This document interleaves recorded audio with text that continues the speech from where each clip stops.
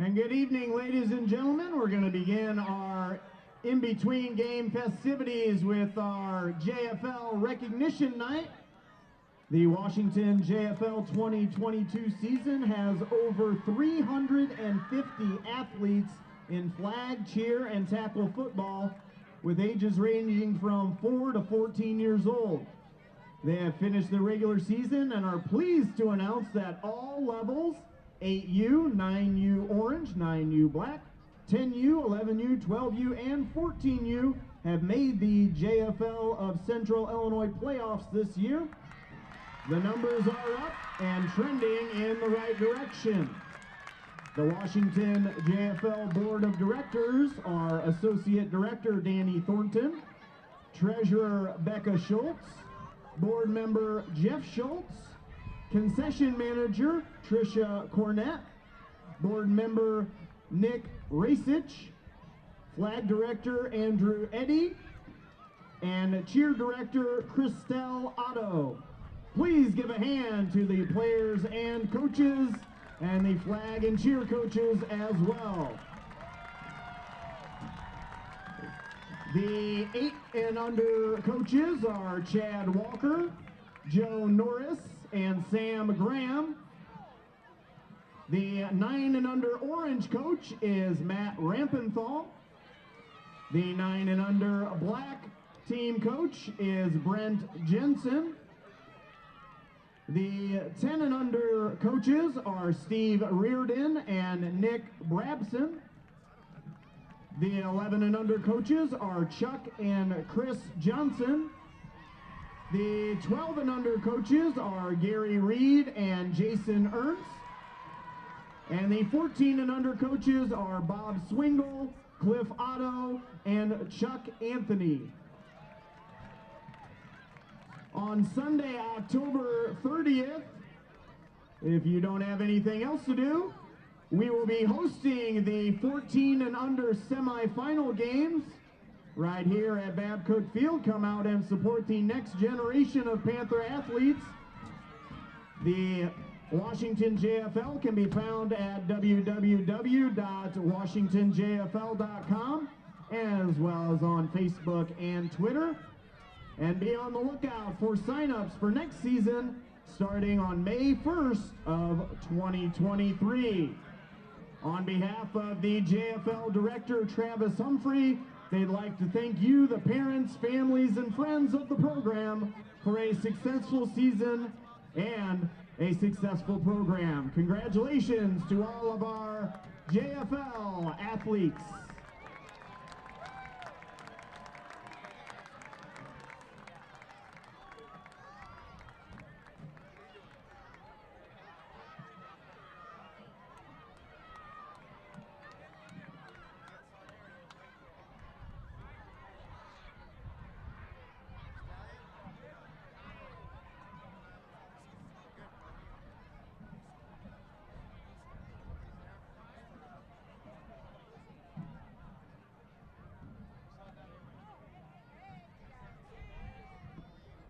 And we will be moving right from that into the recognition of our 2022 WCHS Hall of Fame class. They're making their way onto the track area now, and we will announce those in that class after they get all settled in.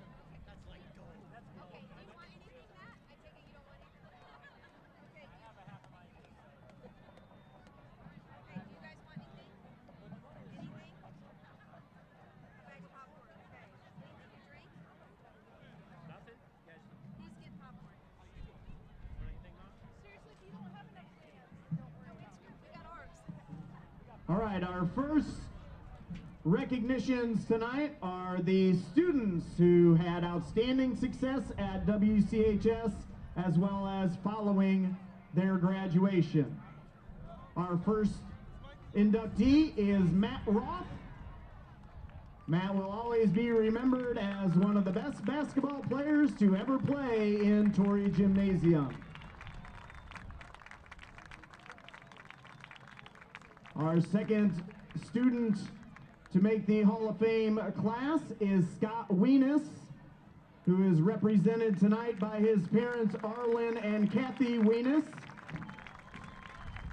Scott is deceased, and Scott had an exceptional career at WCHS and was a Mid-Illini All-Conference selection his sophomore, junior, and senior years. Our next student recognition is Sarah Adams Butler.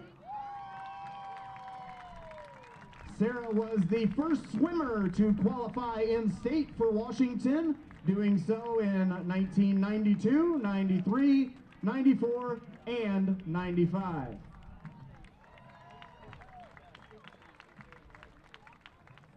Our next two students are not able to be in attendance. One is Marcus Jarbo.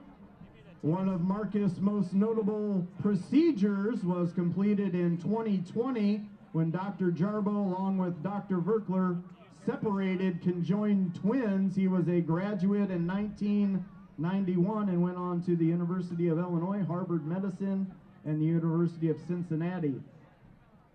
And our second one is Christian Verkler, also again not able to be in attendance. And he, along with Dr. Jarbo, had a role in some surgeries. Christian was completing his education and surgical training and was hired as an assistant professor in the surgery department. Our next group of honorees that we are going to recognize are the coaches, sponsors, faculty, and support staff for 10 or more years with stellar contributions at WCHS. Our first recognition is Tom Tennyson, who is deceased and is being represented tonight by his wife, Deb Tennyson, and his two daughters, Lori and Sarah. Tom took over the Washington wrestling program in 1987 and coached it for 21 years. And our second in this category is Dr. James Dunnan. Dr. Dunnan, during his 10 years of educational leadership at WCHS, Dr. Dunnan was responsible for bringing forward many transformations here at the school. Our next category is for Friends of WCHS for outstanding contributions to WCHS for 10 or more years. And our one recipient this year is Ronnie Schroen, who's being represented by his close friend, Mr. Clint Reed. You know Ronnie as a longtime server as the boys and girls basketball, volleyball, track, and softball scorekeeper until his passing just this previous year. Our final category are two teams that are being inducted this year, and our first team is the 2015 softball team, and they're being represented by the head coach, Stephanie Lawson, and several members of the team. They had an overall record of 29-10, were the regional champs, sectional champs, super sectional champs, and the IHSA state or Class 2A state champions.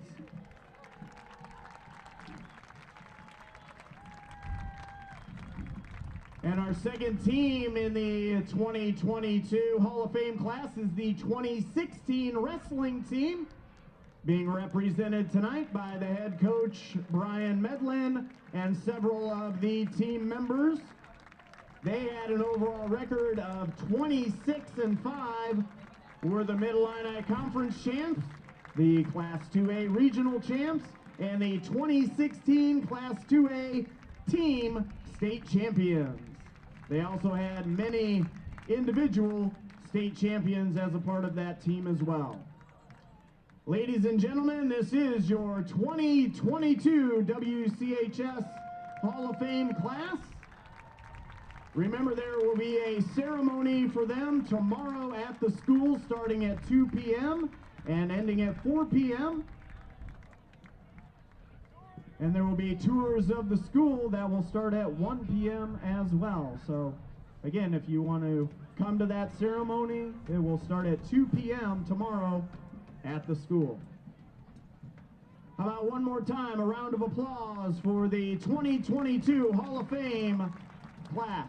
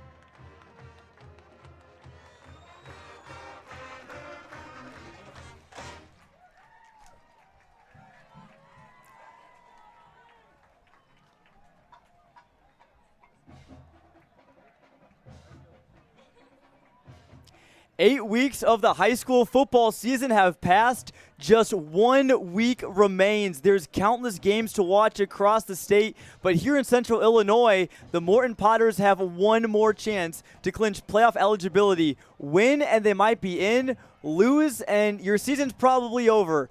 Washington, on the other hand, they're 5-3. They have already clinched playoff eligibility, looking to get to 6 wins here tonight here at Babcock Field. Hello and welcome from Babcock Field here in Washington. I'm Jonathan Michael. To my left is Gavin Russell. And Gavin, it is going to be a barn burner of a contest tonight. The Potters looking for playoff eligibility, as we mentioned, at 4-4. Washington, they're already eligible, but they're looking to win this one for seeding and finish off a 5-game win streak. Well, it's hard to believe that we've already been through 8 weeks of the IHSA football season, but it's ramping up and peaking at the right time. This is going to be an excellent matchup. A lot at stake. Even though Washington has clinched eligibility, 6 wins can go a long way for seeding and guarantees themselves a spot in the playoffs. Morton, of course, needs this win. It's do or die time. It's going to be a great game. Definitely. For Morton at 4-4, they're coming off the heels of a really heartbreaking loss to Dunlap last week in overtime. 35-34 was the final, but Brett Michael really stood out. Brett Michael is getting hot at the right time also, and that's kind of what head coach Tim Briley was saying that they're going to ride the hot hand. So, of course, there's a lot of great players on Morton to watch, Carl Whitaker, Jude Hart, but expect a heavy dose of Brett Michael in this game. Yeah, the tandem of Michael and Whitaker will be apparent here tonight. We'll see a lot of carries from both of them. On Washington's side, though, they have a breakout star in running back Kenan McQueary. Yeah, McQueer's been fantastic all year, and they've been countless games that we featured him on Clutch Sports Media because he's had excellent performances. Jake Stewart, a senior leader at quarterback. Not to mention they've got some great up-and-comers on defense. Defense has won Washington a lot of games. They're really starting to become a complete team. Two Mid-Illini teams that are always very close together in terms of competitiveness. Who will come out on top tonight? Can the Potters get playoff eligibility, or will the Panthers defend home turf and go into the playoffs with a 5-game win streak? Only one way to find out, and that's to stay tuned here on ClutchSportsIL.com.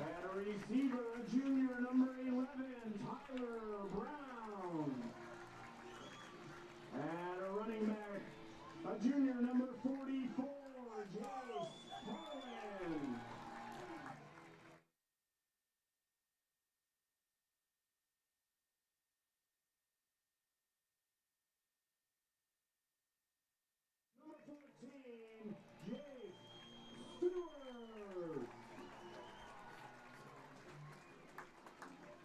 Video for the Panthers by Jeff Beasley and the WCHS Tech crew. The head trainer is Kyle Gerhardt. Assistant coaches for the Panthers are Todd Stevens, Mark O'Neill, Kyle Witcher, Rob Garcia. Gavin, we are just about 3.5 minutes away here from kickoff here in Washington. And another thing that we talked about in our open just a few moments ago was Morton and obviously how much Kenan McQueary is going to be running the ball. But for the Potters, they have a very strong defensive line, very big, lots of size in that as well. Well, this is a new Morton team and a team that, is kind of writing its own story. But if the whole story throughout the year was how are they going to rebound after losing Seth Glatz, and I think Morton has proven that they've had plenty of players that can step into a role and take over for him, even though Glatz was a fantastic running back. Carl Whitaker, Brett Michael both deserve a lot of credit. And, of course, QB Jude Hart stepping up this season. They've been a decent team so far, but they need to get to that 5th win. They really need to start to turn the corner. Washington looking to defend home turf. Try to do it tonight. And the kick is away here in Washington, and the Panthers will return it from deep in their own territory. Making a move, it looks like that is Brayson Barth. The kick returner for the Panthers out across near midfield, and great starting field position for the Washington Panthers right off the bat, Gavin. That is a fantastic start to the game for the Panthers, and again, good field position is going to be crucial throughout this game. We know both teams can really turn it up on defense, so getting good starting field position will help out your cause, help out your effort, and will put you closer to scoring points. And these are two teams that don't really struggle too much in putting points up on the board. Morton multiple touchdowns last week, 34 points total against Dunlap. last week, Washington put up 41 on Canton. First play, Jake Stewart hands off to Kenan McQuarrie, and he is bottled up shortly after he reached the line of scrimmage. Second and long coming up for the Panthers. Not a bad start. Of course, we're going to have a heavy dose of that running game. McQuarrie's been a breakout player this year, and again, he is going to really shine for the next season as well for the Panthers. But trying to get the job done today, he's got a big Morton defensive line to face against. Handoff goes up the middle again, and it'll be very close to the first down marker. That was Jace Harlan, the fullback there on the carry. Sort of a bulldog for the Washington Panthers, as head coach Daryl Crouch put it.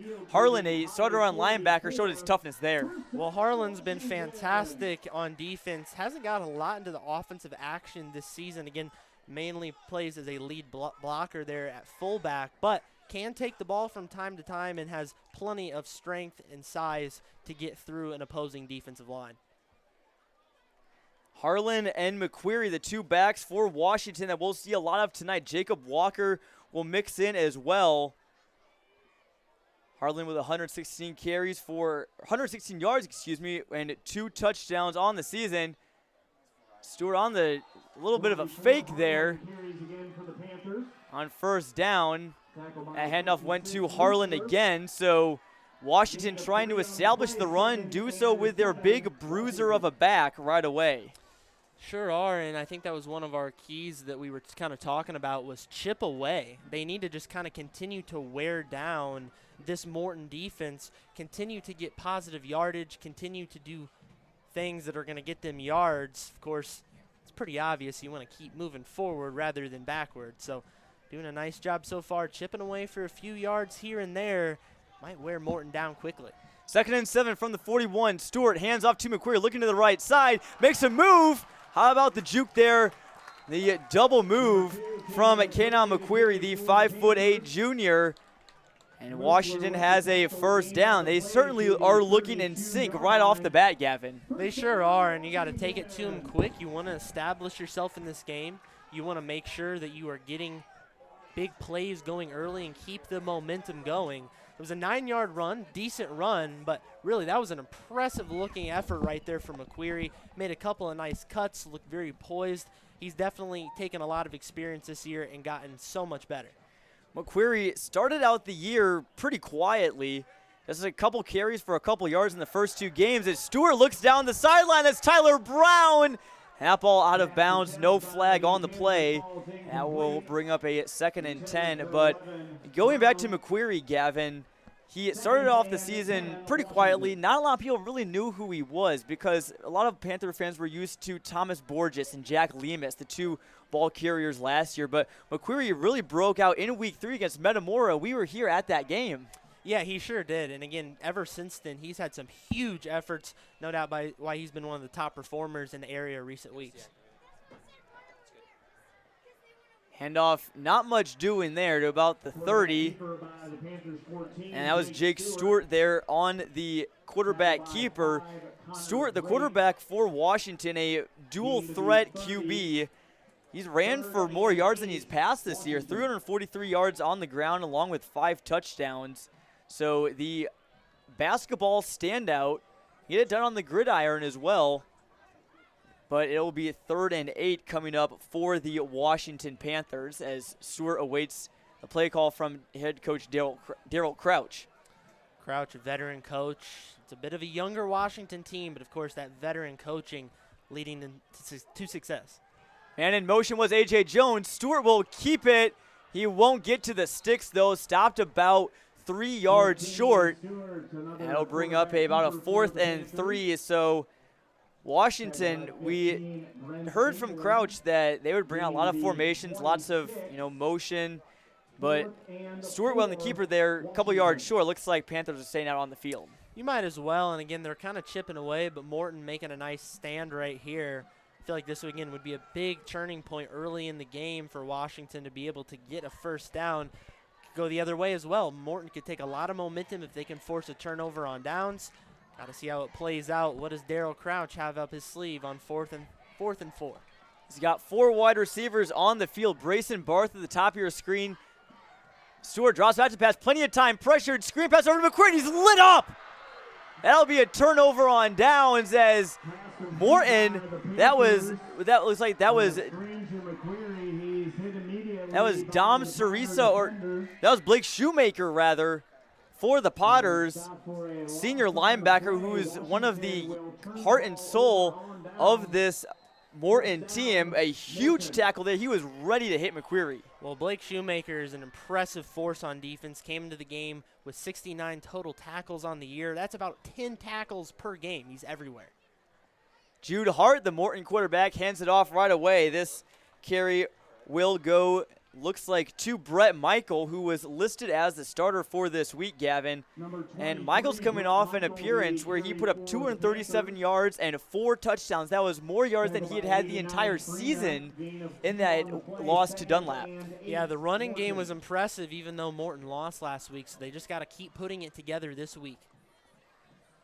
3 wide receivers and Michael in the backfield. Spin move. He gets a couple extra yards.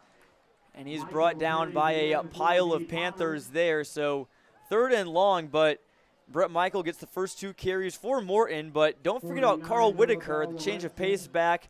Very speedy, very elusive. We'll see him later tonight.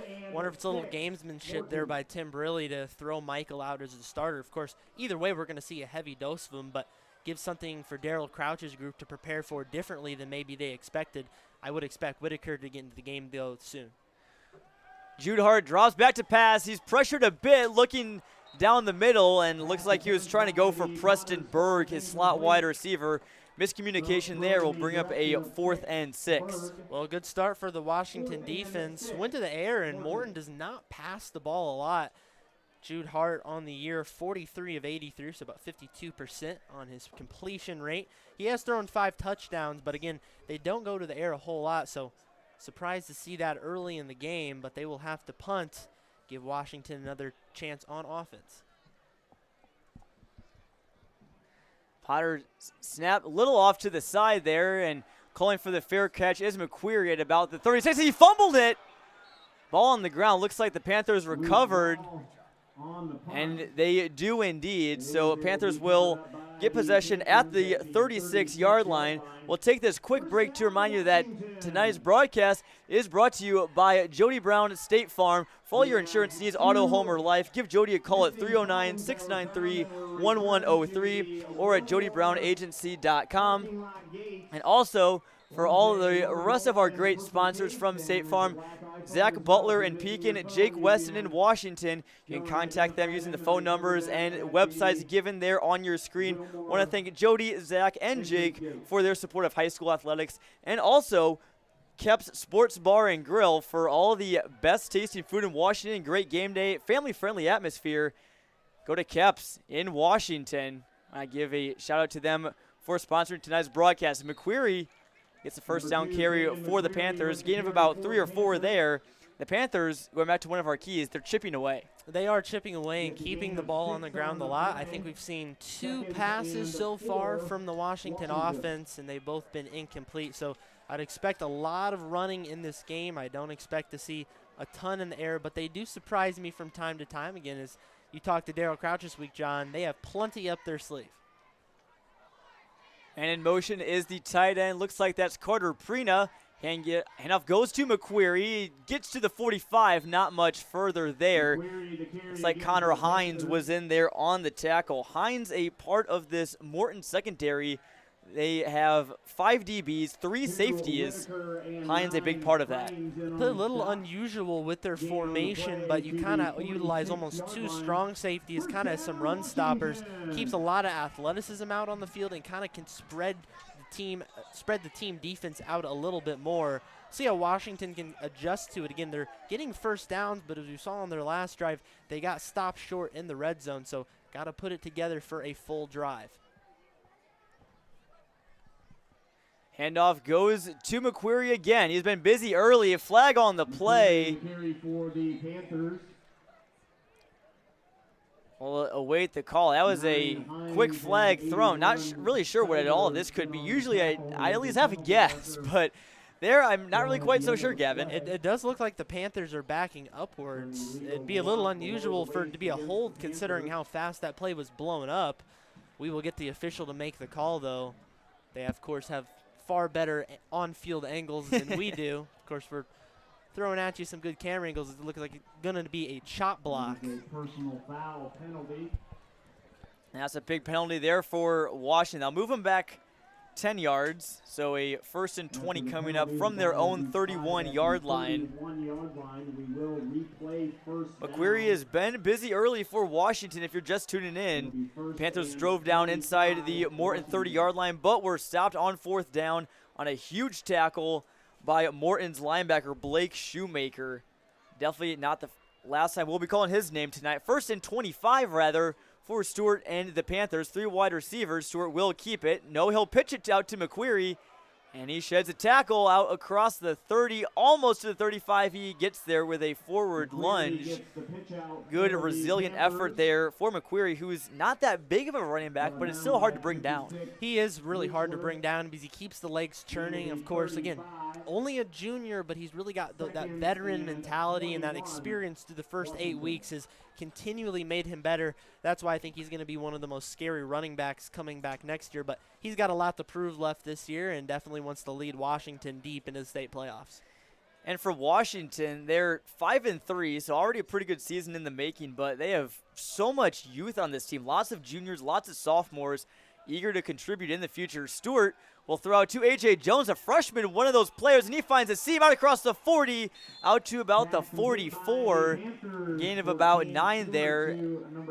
They get Jones involved in the screen game, and Jones, we saw him catch a big touchdown against Metamora back in week 3. He sure did, and he also threw a touchdown to Jake Stewart when they played Dunlap. So there's been a host of things A.J. Jones has done, and he's, again, just a freshman. So talk about youth on this team. He's going to be a big part for years in the making, but making a big impact so far in his freshman campaign. 3rd and 11 for Washington. 4 wide receiver set. Morton, 4-man defensive front. Stewart will keep it. He gets a block out across the 50. Scampers close out of bounds and stopped at about the 48. So that'll bring up a 4th and manageable. I would expect Washington to probably go for it here. Well, those were 3 decent plays there offensively, but you were back so far up, you basically had to get over 2 first downs worth, so that's hard to do. Would expect them to punt, as they will, or at least show punt. Morton, another big stand on defense, so possibly a big defensive battle this week. Looks like it will be Garrett Cox to punt it away. Washington's normal punter, Mitch Coughlin, is playing in a IHSA soccer regional. Won't be here tonight, but a big tackle on special teams there by McQuarrie to stop Hines at the 22-yard line of Morton. Decent return right there, all things considered. Washington came flying in fast. Not great starting field position, but Morton definitely has something to deal with here. Plenty of open field. Try to move some yards, maybe see our first score of the game. You never know. Defense has been reigning supreme so far. Morton's defense started out very hot against Dunlap last week, and a game where it's a part of a really rough weather conditions week last week. Lots of rain, lots of mud. And the Eagles were able to stun the Potters late in overtime as carry goes to Michael. Short gain there, about 3 or 4 yards. So lots of about 3 yards in a cloud of dust tonight. But when I was talking to head coach Tim Burley of Morton, Gavin, he really said the biggest key for them is they got to limit the big plays. That's what killed them against Washington. Graham Glover was the main culprit in that game, but they can't let Washington do that tonight on the offensive end. Yeah, there's a lot to it, and again, a high-stakes game. There's a lot you got to think about when coming into a game like this. Washington also wants to limit the big plays as well. They get a big one there on the sack from Cox. Back inside the 20, flag flies. We'll await the call again. Second penalty of this game will be a hold on Morton, so back them up 10 yards. It'll be 2nd and 17 from the 16-yard line. But it looks like Washington will decline the penalty, Gavin. I kind of like that move, making it 3rd and long. Yeah, no, that's a good play right there. And again, you came in with a big play. Don't take a stat away from Garrett Cox. He made a big play, so why take a sack off the record? But no, nice play right there. Defense coming up strong, and it makes it a really tough third down for Morton. They pretty much have to get all of the yards back.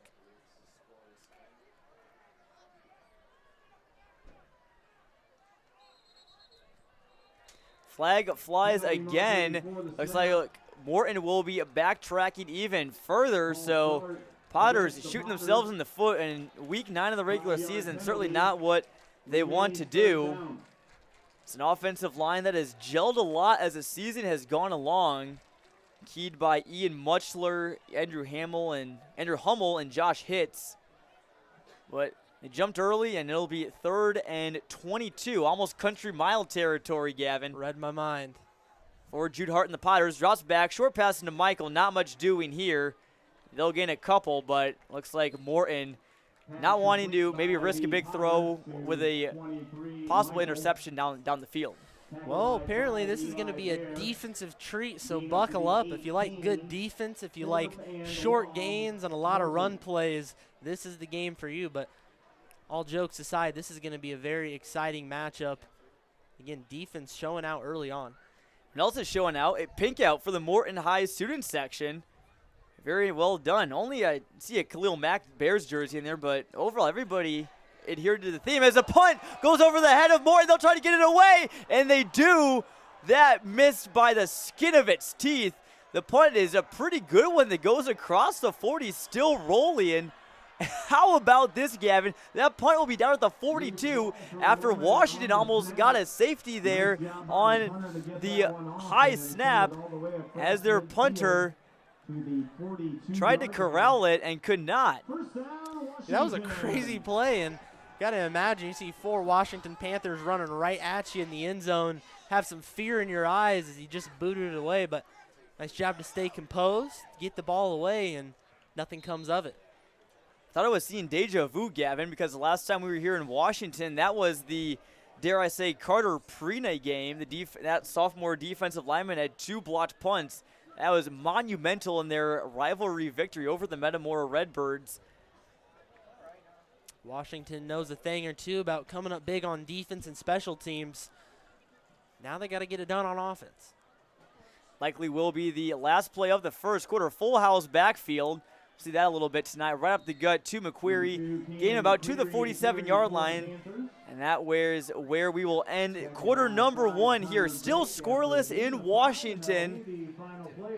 Been a defensive struggle so far. Both teams had some chances, but the defenses have shined. I want to take a quick break to remind you all that tonight's broadcast is brought to you by Jody Brown State Farm in Peoria.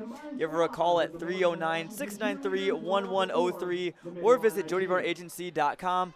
And also, for the rest of our good neighbors at State Farm, Zach Butler in Pekin, Jake Weston in Washington. Again, their phone numbers there on the screen, and also their websites as well. And also, for Kep's Sports Bar and Grill here in Washington, for delicious eats, a game day and family-friendly atmosphere. Head over to Kep's. Great food, I can say. Been there a couple times, and they do not disappoint. Also, we'll step aside and come back after a quick message from Uftring. In stock 22s, inbound 23s, fresh trade-ins. Score the upgrade you've always wanted during the Total Sales Blitz at every Uftring Auto Group dealer. New inventory is in stock and inbound, and we're taking custom orders every day. UftingAutoGroup.com. Back to Washington, 2nd and 5 for the Washington Panthers. And again, short gain. That's been the story of this one so far, Gavin. Really not much big plays. It's going to be a grinded out type of game, and Washington is going to make Morton really earn this one if they want to return to the playoffs for the 5th straight appearance. Well, you can go the other way as well. Morton is going to make this tough on Washington. Washington, of course, they've made themselves eligible, but they need this 6th win, and they want to win in the regular season finale. It's going to be a grind both ways. Morton at 3-3 in the Mid-Illini Conference. Washington at 5-1. As this is, we see a little trickery. A.J. Jones throwing is complete inside the 30. Stewart pitched it over to Jones, who found Brayson Barth down the sideline. And how about the arm on A.J. Jones? You mentioned it earlier, Gavin. He has that weapon, and he showed it right there. A little trickery, big play Panthers. Well, perhaps take a look into the future of Washington quarterbacks, or at least some sort of hybrid. A.J. Jones definitely should be getting some looks there in practice after some of the throws he's made. Nice job right there, and that's our first big offensive play we've seen tonight. Washington, we'll see what they can do after receiving a jolt of energy on the big pass play from A.J. Jones to Brayson Barth. Man in motion is Jones. Stewart drops back, looking for a man, and he's going down in the backfield. That was Ian Muchler, the senior veteran starter, bringing down Jake Stewart, and Morton counters with a big play of their own on defense. Muchler is definitely one of the big parts to this defense and really anchors that defensive line. Blake Shoemaker, Noah Losi do great job at linebacker, but on that defensive line, you got to look out for some big players as well. It's a defensive line for Morton that's very big. Jack Stump, a senior, 6'2", 225. Nick Steiner, a junior, at 6'4", 204.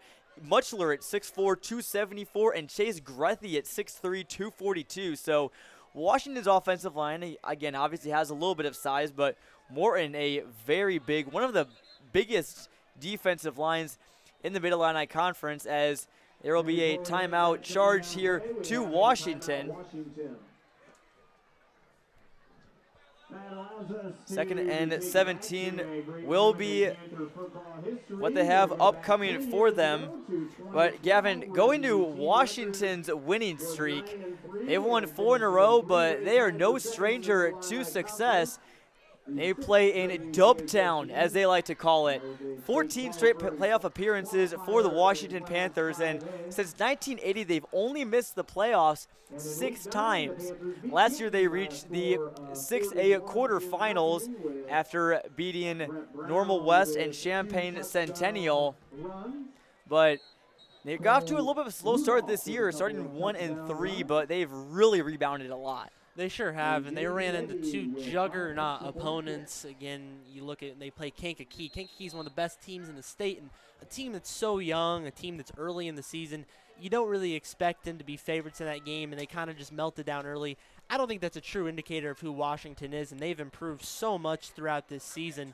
They're definitely a far different team than we saw in the first 3 to 4 weeks. Washington will face 2nd and 17. Team that saw a lot of tough opponents early on, as you mentioned, Gavin, and Jake Stewart not really going anywhere there. A stop on defense, credit that one to Blake Shoemaker. There's been a couple big tackles. Him and Noah Losi, a junior. Keep an eye on those 2 Potter linebackers, as it will be 3rd and 15 for Washington. So after the big play, they kind of moved backwards a little bit, and now they're future is looking a little bit more bleak here, at least on this drive. It's a tough situation. We'll see what Jake Stewart can do. Jake Stewart will drop back. He finds the out route. He hits his receiver. That was Tyler Brown. He was lit up right away by Carl Whitaker. So good pass there from Stewart on the out route, but Whitaker right there to make the quick tackle. 4th and long. Panthers still on the field. Yeah, I've noticed a lot of great quick tackling from this Washington group, and they're showing the offense still out here on the field. Really, I mean, don't have your main kicker, as you mentioned, so can't really even think about a field goal at this point, but you're obviously not really in a position to punt, so kind of a tough situation for the Panthers. Maybe go to another A.J. Jones trick play, maybe let him fire the cannon a little bit more. Daryl Crouch going to have to dial something up here to get over the Morton defense, but they're going to take a timeout. And that will be the 2nd timeout for Washington. But, Gavin, I think coming up on this 4th down play, Washington, we've seen they're not afraid to throw the ball. Jake Stewart has only 39 pass attempts the entire year coming into this game, but he's already aired it out a handful of times. Sometimes already even more than some games he's had this year where he's only thrown the ball 4 or 5 times. So So would expect them to probably show off the arm here, maybe try and keep it, maybe a little option play. Yeah, Jake Stewart's not maybe the top tier passer that we see with some of the area quarterbacks, but he's a great leader on the field. Of course, he can get a lot done with his legs. And again, when he does air it out, we've seen him make some impressive throws as well. Jake Stewart can really do it all. He's just a great senior leader for the Washington team. Stewart, whenever football season ends for the Panthers, they're hoping it'll last a couple more weeks, maybe closer to Thanksgiving. Whenever he'll be done with football, he'll put on the basketball shoes and go across the street to the Torrey Gymnasium and start at guard for the Panthers basketball team. He hands off here to McQuarrie on 4th down. Going nowhere. Morton will take possession back. So a conservative play call there from Washington. Maybe try to get him with the draw. Obviously, you can kind of see some X's and O's. Maybe Joe Crouch trying to outcoach Tim Briley and maybe give him something a little unexpected. Yeah, it's definitely a tough situation, as I mentioned. You're not really in a position to do much with the special teams. So you kind of got to just try to dial something up, whatever you think can get you the most yards. It's obviously what they went to, but Morton defense standing tall. They've been impressive, and what a difference a week can make. Give up 35 last week. Been perfect so far. Man in motion for Morton is Micah Wong, but this one goes out to Connor Hines, and he's brought down by a den of Panthers. Garrett Coxon there on the stop, along with appeared to be Seth Carbaugh, a impact senior in the Panthers secondary. Carbaugh can make some big plays, and we saw that last time when we were here when they played Dunlap. He made a couple big offensive plays. But again, a lot of really good, probably overlooked players in this Washington, especially the secondary. Some of their receivers don't call their name a whole lot, but when they do show up, they can make some big plays. It will be 2nd and 13 for Morton from their own 28-yard line. Still looking for the first score. Hand off to Michael, goes out to the outside. Washington able to get a seal. Michael spin moves for an extra couple yards. So the bruiser back for the Potters gains a couple, and really just been kind of more in the same. Now a lot of 3rd and longs we've seen here tonight. Yeah, 3rd and long. This one's a little bit more manageable than the last couple ones we've seen. We've seen near country mile territory, as he mentioned a couple of times, but this is definitely manageable. Again, Morton doesn't air it out a lot, but I think maybe you go to a pass here, at least consider it. 3 wide receivers and a tight end. Jack Stump on the left side of the line. Man in motion is Micah Wong. Jude Hart getting a rush in the pocket. He escapes, gets across the 35, across the 40. He's got a couple blocks. He's still on his feet. Up near the 50 and almost into Panther territory. Jude Hart, the junior quarterback from Morton, showing off the wheels. I think they were thinking the same thing I was, going to the air, but quickly had to break that play and improvise. Jude Hart doing a really nice job, and he can get it done on the ground too. He's carried the ball 68 times coming into this game for 306 yards and 3 touchdowns. So don't count Jude Hart out when he has to use the wheels a little bit. Showed it off right there and gets the Potters across midfield. Tim Briley said that Jude Hart was feeling it the last couple days, last couple weeks in practice. Certainly not what you want to hear if you're a Washington Panthers fan. Hart, maybe one of the more underrated quarterbacks in the Mid-Illini Conference. But he's just a junior. Certainly we'll be seeing a little bit more of him next year, as it will be 2nd and 7. Yeah, I think you can say that kind of about the whole Morton Potters team, maybe a little bit underrated, because Whitaker's been great. Brett Michaels coming on really well. Jude Hart's good. Again, they've had some inconsistencies, lost a couple of close games, but all in all, Morton has had some impressive stats, some impressive showings. They're only getting better. Even without Seth Glatz, Potters can still contend for a playoff spot with a win tonight. Brett Michael, though, goes up the middle and nothing doing there on 2nd down. A gain of maybe 1 yard. So we've seen Michael carry the ball a lot, Gavin, but going back to Morton right in the hot hand tonight, maybe do you bring in Carl Whitaker here soon, because this Washington defensive line has done a great job of plugging the gaps for Brett Michael. They sure have, and I think Tim Briley's got to be thinking about bringing Whitaker in, but I think they want to at least stay the course to probably finish out the half, reevaluate at halftime. 3rd and 7, Hart will throw on the slant route. It's just dropped by his slot receiver. It looks like that was Preston Berg they were trying to get the ball to. Had it in his hands and would have made up for a 4th and short, but the drop will force a punt for Morton, so big missed chance there. Yeah, I mean, I'd say the only silver lining, probably wouldn't have got a first down, but of course it would have put you much closer and may have made Tim really thought about going for it there on 4th down, but going to make it a little bit longer, and yet another punt coming our way. Second quarter also flying by real fast. Jake Stewart, the Panthers quarterback, back deep to receive the punt from Sam Short. That punt bounces at the 21, gets a Washington roll. Morton's got to down that before they give the Panthers too many more yards, and they do so at about the 25-yard line. Again, we'll take a quick break to remind you that tonight's broadcast is brought to you by Jody Brown State Farm in Peoria. Give her a call at 309-693-1103 or at jodybrown.agency.com. And also sponsored by our other good friends at State Farm, Zach Butler in Pekin and Jake Weston in Washington. Give Jake a call at 309-444-4441. It's Jake from State Farm. Visit him on his website at jakewessoninsurance.com. Zach Butler in Pekin as well at 309-347-3115. And also a quick word for Kep Sports Bar and Grill here in Washington for great food and a great family-friendly atmosphere. Head on over to Kep's. You won't be unhappy when you leave. I can guarantee you that. Carry by McQuarrie for the Panthers. Short gain there. Gain to be 29, 2nd and 7, Washington.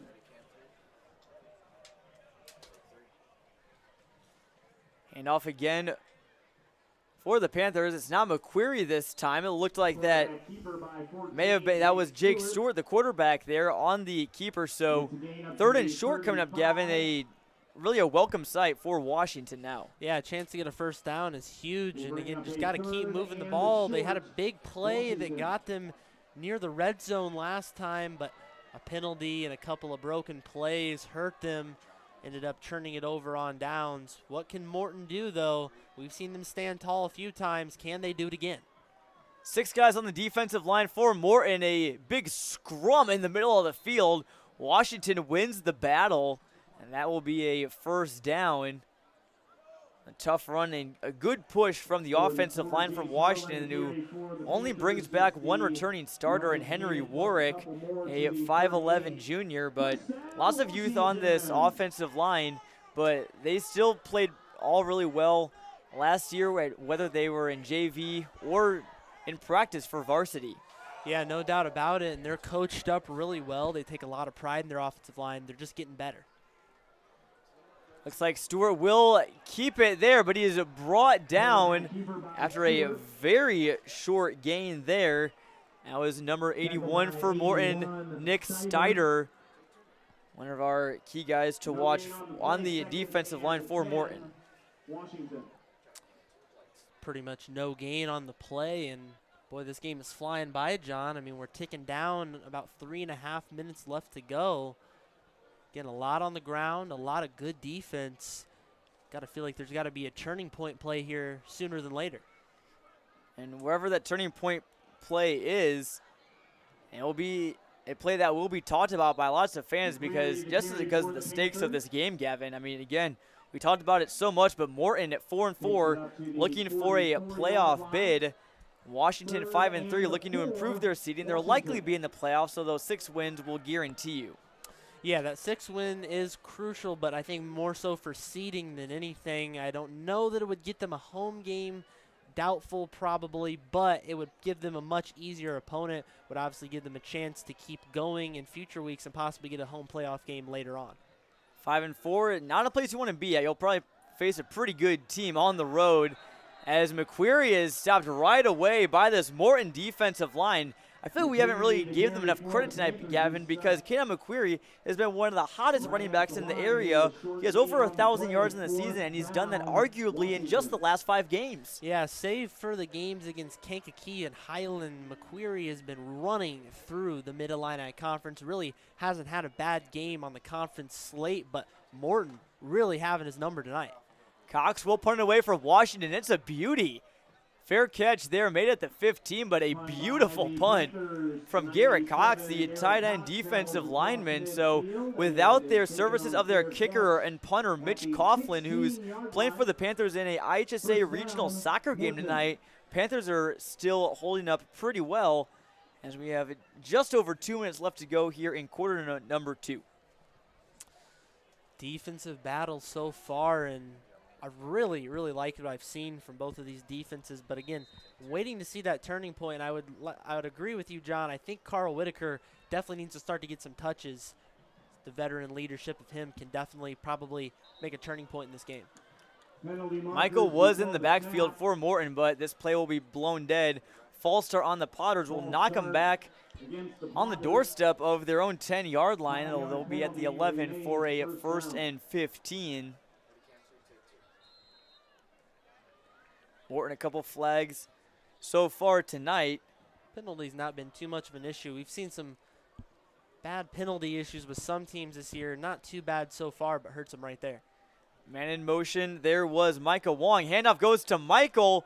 He's back across the original line of scrimmage, so a positive play there for the Potters as Brett Michael picks up about 8 yards or so. Yeah, it's a decent run right there for Michael, and Michael definitely is going to continue to get more poised as a running back as he gets more experience, but he's got a ton of explosiveness and athleticism to be able to have some good runs.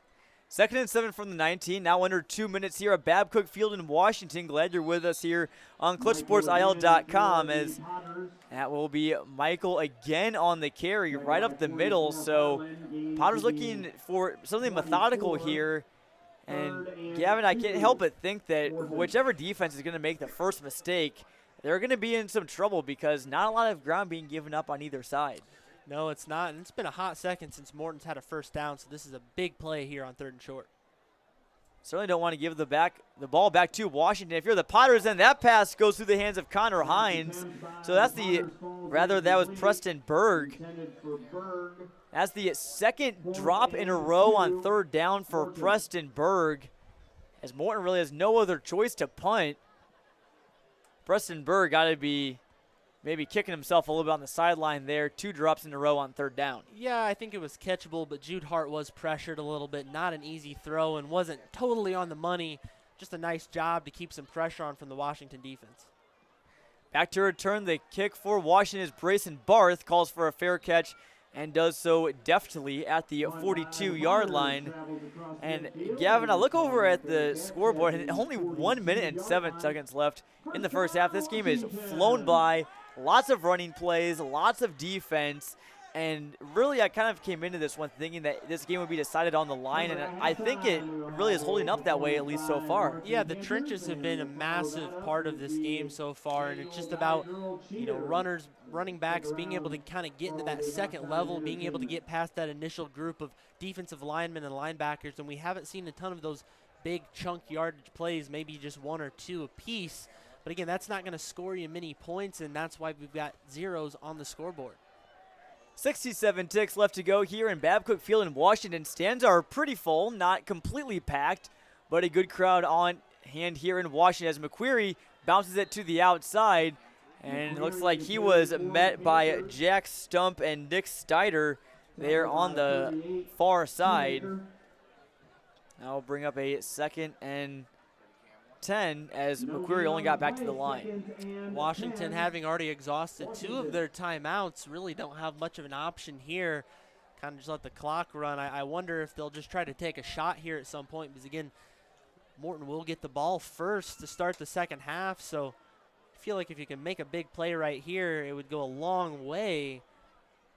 But again, just a tough spot, not a lot of timeouts, time ticking away. 3 wide receivers on the field for Washington: Carbaugh, Jones, and Brayson Barth. And Daryl Crouch of Washington will burn his last timeout, so maybe just 1 more play or so for the Panthers, unless they can get out of bounds. I think that was a little miscommunication there. I don't think that's exactly how Daryl Crouch expected that to go. Of course, wasted a lot of time. Could have called his timeout earlier, but don't think everybody was on the same page. But again, as you mentioned, John, in a game where the first team to make a mistake, it could be costly. You, of course, don't want to make a mistake on offense, maybe get a pick 6 or fumble the ball, allow the defense to return it for a touchdown. So very paramount. Daryl Crouch wants everybody on the same page, doesn't want any mistakes being made, especially in a tight game like this. Definitely, and Crouch maybe just trying to outcoach Tim Briley. These are two guys that have been on the Mid-Illini for some time. You see Daryl Crouch, 18th in his 18th year at Washington, 144 wins, 51 losses, playoff appearances almost pretty much every year.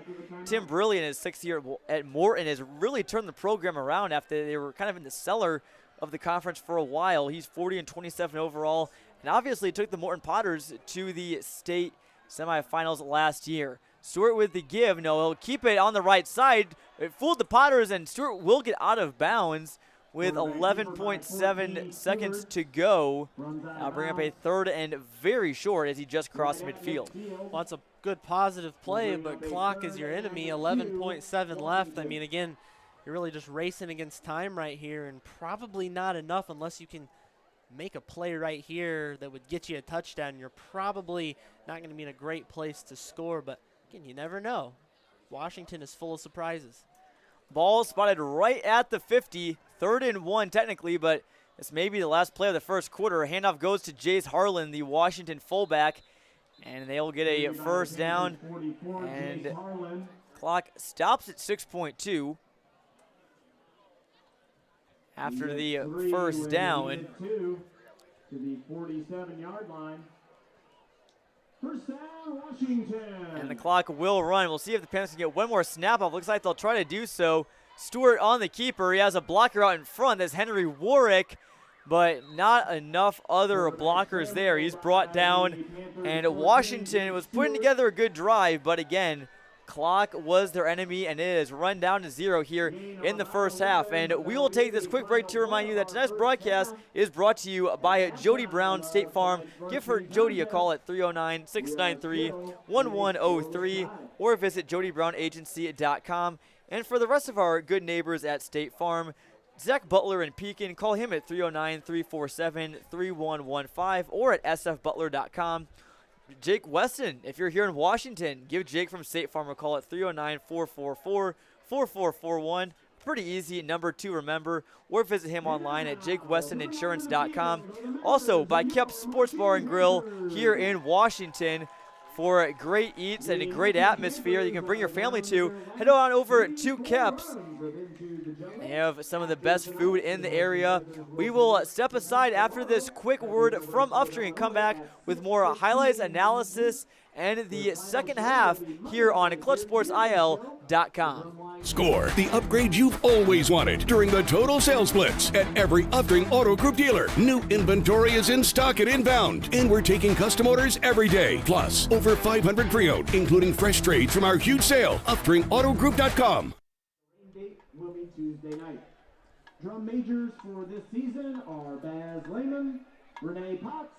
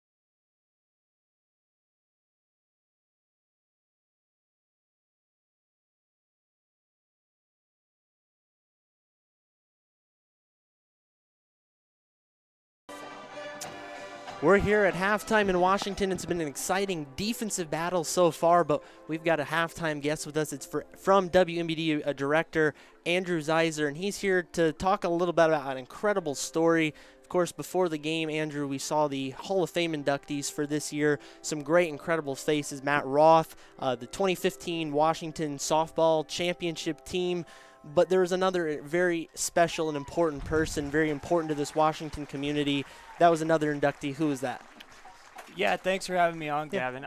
So the guy you're talking about, that's Scott Wienis. It was his parents. So it's kind of an untold story around here. It happened back in 1998. The reason I'm familiar with it, I've lived in the Washington community my entire life, grew up in Sunnyland, Illinois, 27 years old now. My parents had me in high school, so I was like the team mascot back in the day. So they had a tradition. That's how I got so tied into this. They still carry this tradition to this day. It's a bandana. It's a bandana that the captain of the team who graduates passes down by his choice who he wants to be the captain. And he passed that down to my father. That's what Scott Wienis did.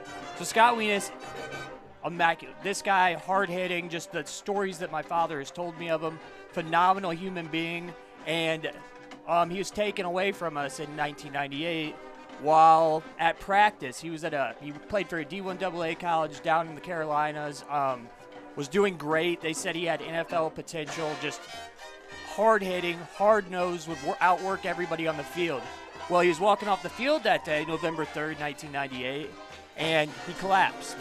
The ambulance rushed there, took him to the local hospital, tried to do tests on him. He fell into a coma, and turned out he had a brain aneurysm. Causes of it are unknown still to this day.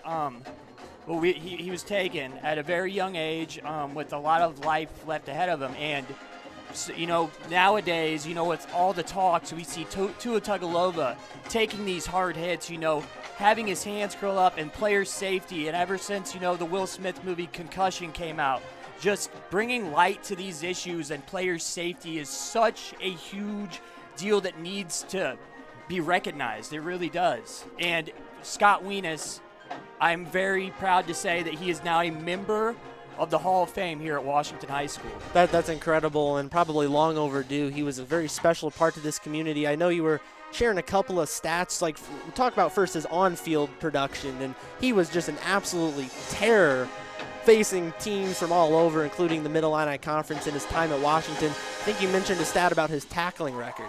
Yes, so actually he held the all-time record here until Colton Underwood, who everybody knows from The Bachelor, but was also PJ Star Player of the Year here in the area.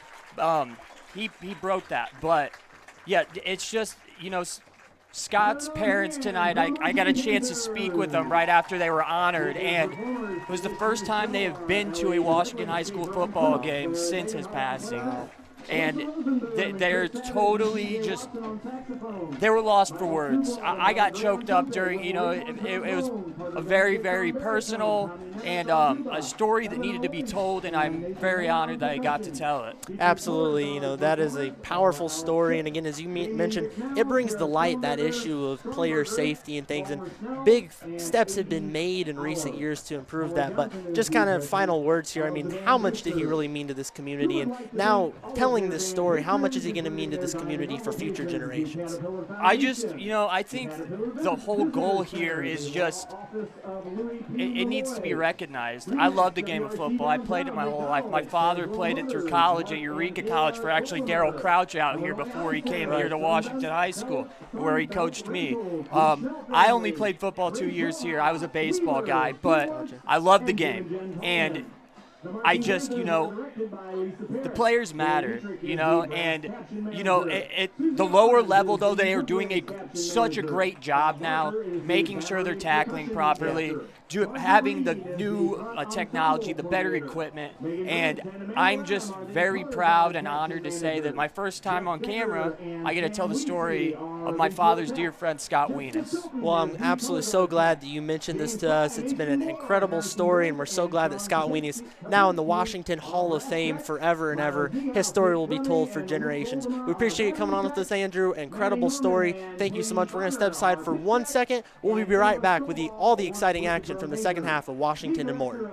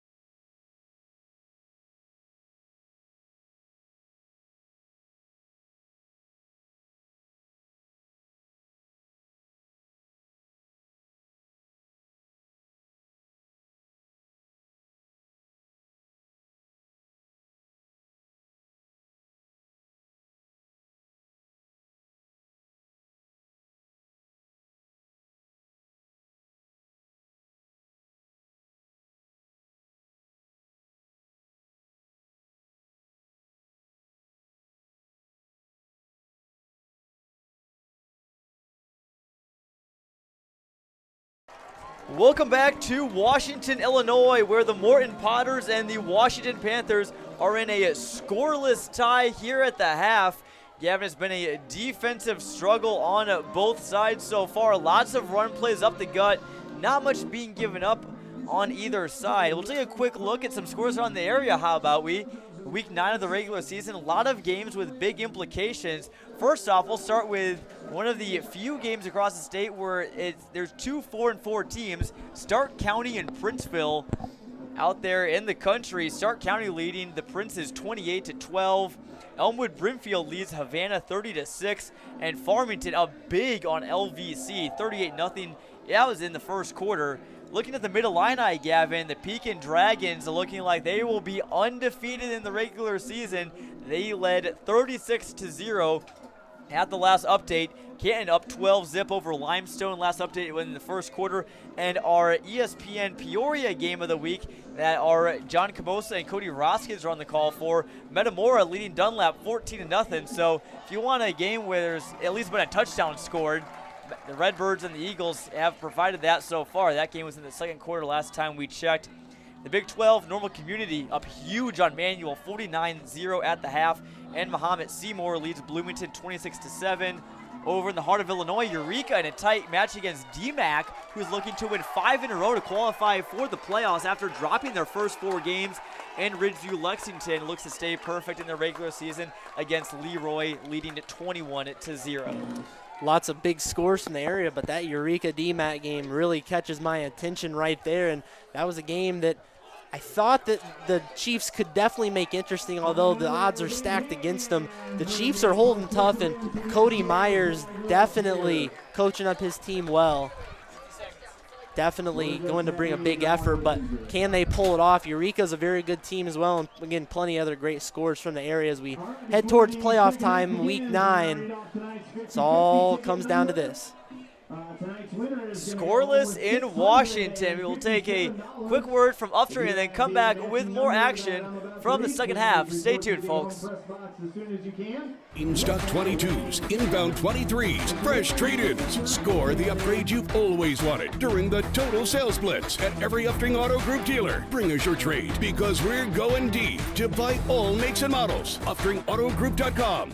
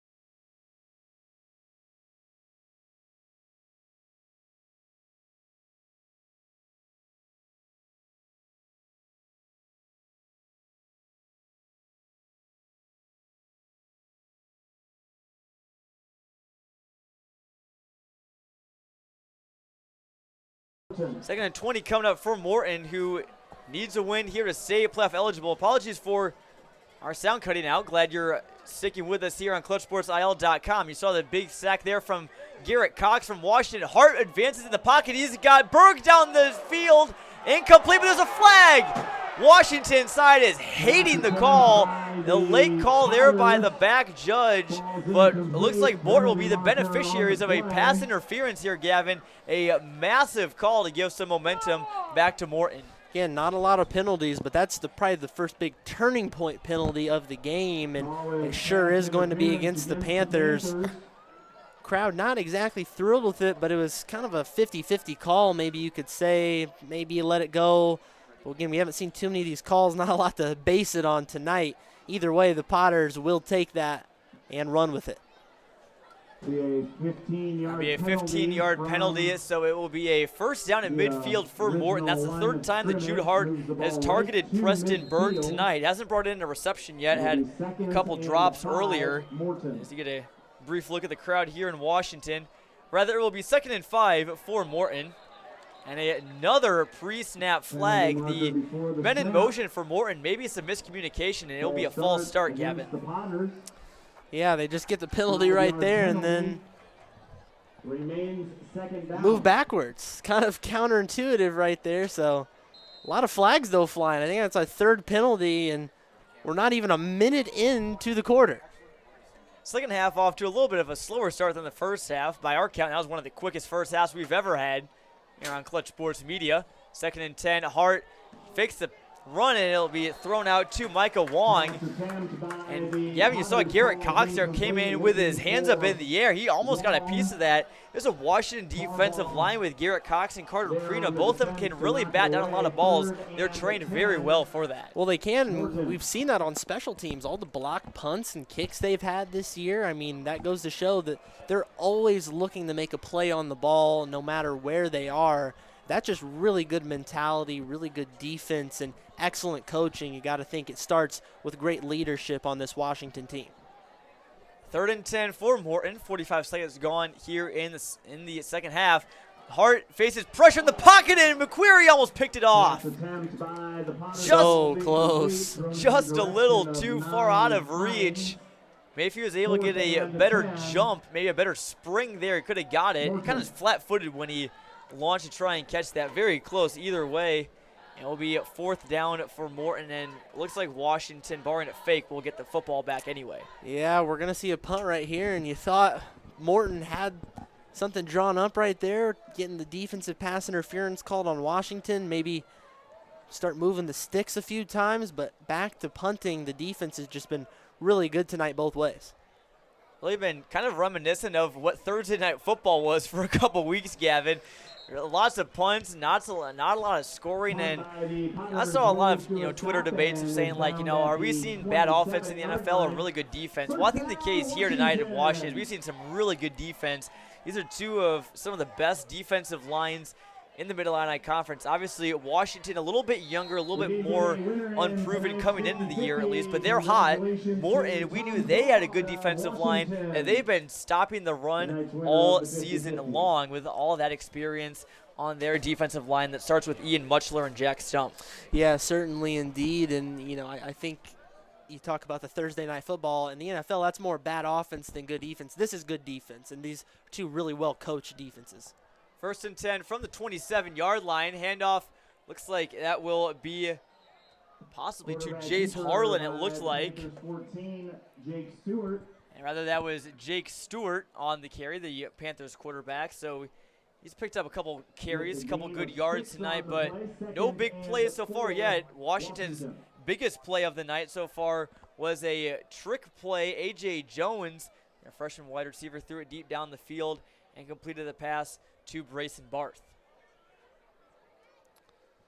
2nd and manageable here, and again, we've seen so many 2nd and 3rd and longs and whatnot. Be good to see Washington move the sticks here. 2nd and 4, and A.J. Jones will bring in their reception. Very short gain, so he'll be about a yard short. Short completion there by Jones, who is arguably one of the better Panther wide receivers. Again, the group is led by Seth Carbaugh with 6 catches for 118 yards and 2 touchdowns. A.J. Jones, as a freshman, though, a name to watch, and really all this young talent in Washington. A lot of people didn't know, not many household names on the Panthers this year, but their young talent like A.J. Jones and Prina and Cox, those guys have all stepped up. Getting to write their own story this season. Jake Stewart rolls out to the right. He'll go for the short completion over to Harlan, who's across the 40. Another short gain there, but keeps on moving in the right direction. And Gavin, even though there hasn't been a lot of scoring in this game, really there hasn't been a lot of, negative plays from the Washington Panthers offense. Really, when they've been moved back, it's either been because of penalty or they've just been stagnant, but they're not moving backward. No, they're not moving backward. They're chipping away a little bit. They've gotten caught up a couple times with those penalties, with a couple of negative plays, but ultimately they're kind of getting stopped short of being able to get to a first down. Washington's gotten much closer to scoring than Morton has. Again, just can't finish it off. Morton doing a nice job. 2nd and 5, another give between the guards for Kenan McQuarrie, and he gets close to a first down before being wrestled down by Connor Hines. Looks like by the first look, it will be a first down, so Washington continues to chug along near midfield. We saw this, though, in the first half. They kept chugging along, and then there was something big that Morton did. Big defensive play. Blake Shoemaker definitely in on a lot of this action. Noah Losi, a lot of great players on this Morton defense, and kind of get to the old adage, bend, don't break. Bending a little bit here, but will Morton break on this drive? 8.5 minutes left to go. Certainly don't want to do it here, although lots of time left. Stewart rolling forward what seems like forever, throws it down the field, and that ball was about a foot too high for A.J. Jones, his receiver, down at about the 25-yard line or so. It was a good look right there, and it looked kind of like an option there for Jake Stewart. I think he made the right decision, just couldn't execute on the throw. Either way, though, decent-looking play. If you can connect on that, that's going to bring a lot of momentum. And looking at Morton, Gavin, you see it there on your screen. The Potters are on the precipice, 4-4 record. And looking at the playoff points, Gavin, if the season were to end today, the Potters would be 33rd. They'd be the first team out of the playoffs in Class 5A. So they need a win here tonight. And there are 12 5A teams playing tonight that are 4-4. So even if they do win, a spot isn't guaranteed as McQuarrie sheds a tackle and reverses field. He gets back up near the 49 before he's wrestled back down. So lots of running, only a 1-yard gain. And it looked like that was Noah Losi in there on the stop for Morton. 36 Shoemaker and nice job recovering, although McQuarrie did break a couple tackles right there and about made a real special play. Morton not succumbing to his effort right there. Again, nice job to rebound, and again, 3rd and long. This is where Washington has struggled. They get a couple first downs, but they can't consistently keep it going throughout a drive. Again, though, I'm going to give a lot more credit to the defenses for standing tall, bending but not breaking. Once the ball reaches midfield, it's been tough sledding for both teams. Will Washington break the streak? Stewart rolls out to his right, looks in the flat, but it's incomplete. His targeted man there was Tyler Brown, the junior. And that'll bring up 4th down, and the punt unit comes on again, Gavin. Dare I say this is the high school version of Punt-mageddon, or at least it has been so far. Punt-mageddon indeed, and boy, this is giving me some scary flashbacks to Thursday night football, Colts and Broncos, although stakes are much higher in this game. This is a lot more exciting. This is a lot more exciting, especially with what's at stake. And again, we've seen a lot of really good defense in this game. Also, this broadcast free to watch on like Amazon Prime. True enough, and Garrett Cox punts it away for Washington. That ball will be inside the 20. That's where Morton will take over. And we'll take a quick break to give a shout-out to our sponsors for tonight's broadcast. Jody Brown, our State Farm agent in Peoria. Give her a call at 309-693-1103 or visit jodybrown.agency.com. And for the rest of our great neighbors at State Farm, Zach Butler over in Pekin and Jake Weston, in Washington. Their contact info is there on the screen. And also a quick word for Cap's Sports Bar and Grill here in Washington for good eats, a great atmosphere, family-friendly as well. Head on over to Cap's. Maybe catch the Washington Panthers on ClutchSportsIL.com. Flag thrown on the running play there from the Potters. Michael gets the carry. Rather, that was Whitaker, excuse me, but that was some of the first we've seen of Whitaker tonight, Gavin, who was Morton's featured back for most of the season before Michael's big 237-yard performance last week. Yeah, and again, how things have changed. Morton scores 34 points last week, allows 35. Defense has turned things around in a big way, but the offense has not repeated their performance. Washington, though, could say the same thing. We haven't really seen this slow of an offensive game from any team this year on ClutchSportsIsle.com. Again, just a lot of real good defense and teams just not being able to find those gaps and seams to be able to create a big play. It seems like whenever they think there's some green grass to run on, there's always an opposing defender to wrap them up. You said it, Gavin. Really, as soon as there's been an opening, it's closed right back up. First down from the 7-yard line is Morton. And out across the 15 is Whitaker. So maybe the second half, Gavin, we saw a lot of Brett Michael in the first half. Maybe this is Carl Whitaker's half. And again, Washington hasn't seen much of him. Whitaker has a lot more fresh legs. Maybe he gives them that extra boost of energy here that they need. Second half secret weapon, perhaps. 2nd and 10 for the Potters. Another short run up the middle. A little bit outside the hash marks. That will bring up a 3rd and long. But, Gavin, looking at Morton's season so far, they lost week 1 to Mahomet Seymour, won 2 games against Richwoods and Canton, lost 2 against Metamora and Pekin, won 2 more against Limestone and East Peoria, and lost a heartbreaker to Dunlap last week. That win would have given them 5 on the year. And alas, they go to week 9 fighting for their playoff chances as Whitaker is stopped on 4th down. It'll be 4th and short, but deep in your own territory, it looks like Morton is going to have to punt. Yeah, I think if you're a little farther upfield, maybe perhaps midfield, you would be inclined to go for this. But in a 0-0 game where offense has been at a premium, no point in doing this. The punt will be away. Pressure on the punter. And Barth makes a catch in traffic. That's not hard. That's not easy to do, rather. Nice catch, fair catch at the 49-yard line, and that's where Washington will take over. And we'll see more of Kanon McQuarrie, Gavin, again, who's been fairly limited for the most part tonight. But coming into this, he has 1,052 yards on the season, 15 touchdowns, and his last 4 games, Gavin, he's had at least 150 yards and a touchdown, so he's one of the hottest running backs in the entire area. Yeah, McQuarrie's been fantastic and kind of didn't really know a lot about him, I'm going to be honest. Wasn't really expecting to see him come on in a big way, but good for him. He's really come on and shown he's one of the top-tier running backs really in all of Central Illinois. First down, handoff goes. It will be Stewart. No handoff. He'll keep it himself. He's out across the 50 to the 45. So good gain there. And maybe starting so close to midfield, Gavin, that'll maybe kind of ward off the maybe bad mojo that the football's getting after it across the 50, because after it goes across that point, it doesn't seem like it wants to go much further than that. Yeah, they've kind of hit a wall, but can they break through it? And that wall has been the Morton Potters really standing tall when they have to.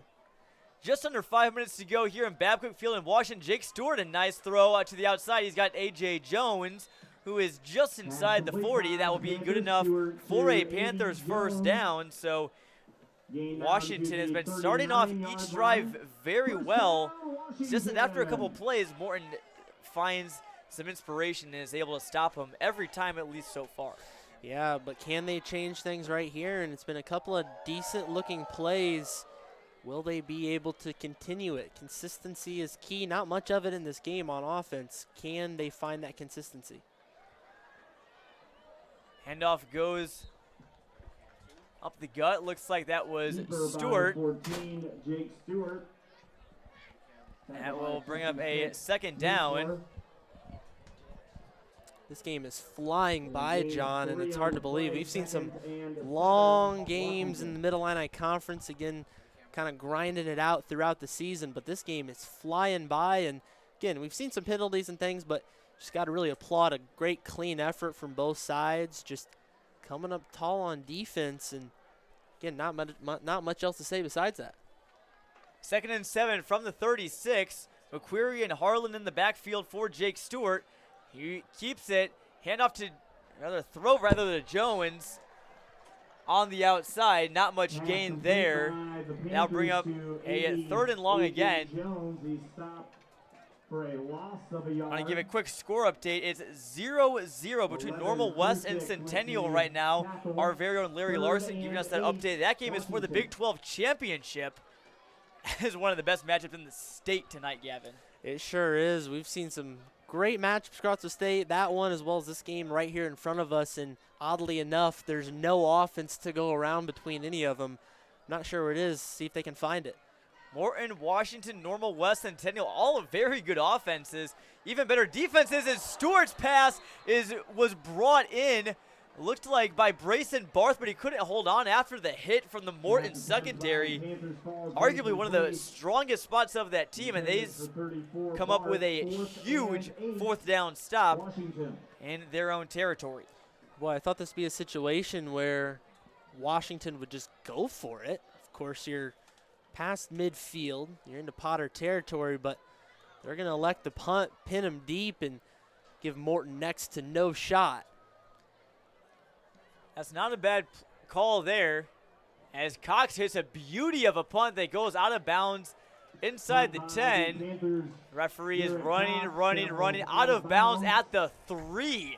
How about a punt for Garrett Cox, who's not even the Panthers' normal punter, because their normal one, Mitch Coughlin, is playing soccer tonight for the Panthers in the playoffs. So yeah, Garrett Cox making the most of his audition. Stepping up in a big way and definitely solidifying his role as backup punter kicker. Went out at around the 9, but still an excellent punt right there from Cox. And again, pins Morton in deep. I mean, you got to think perhaps even a safety or something could win this game, John. I mean, really got to start talking about that possibility. Could this be the turning point, Washington making some plays on defense? And that happened to one of Washington's early season opponents, Kankakee, who they lost to Nazareth Academy in week 1, 2-0.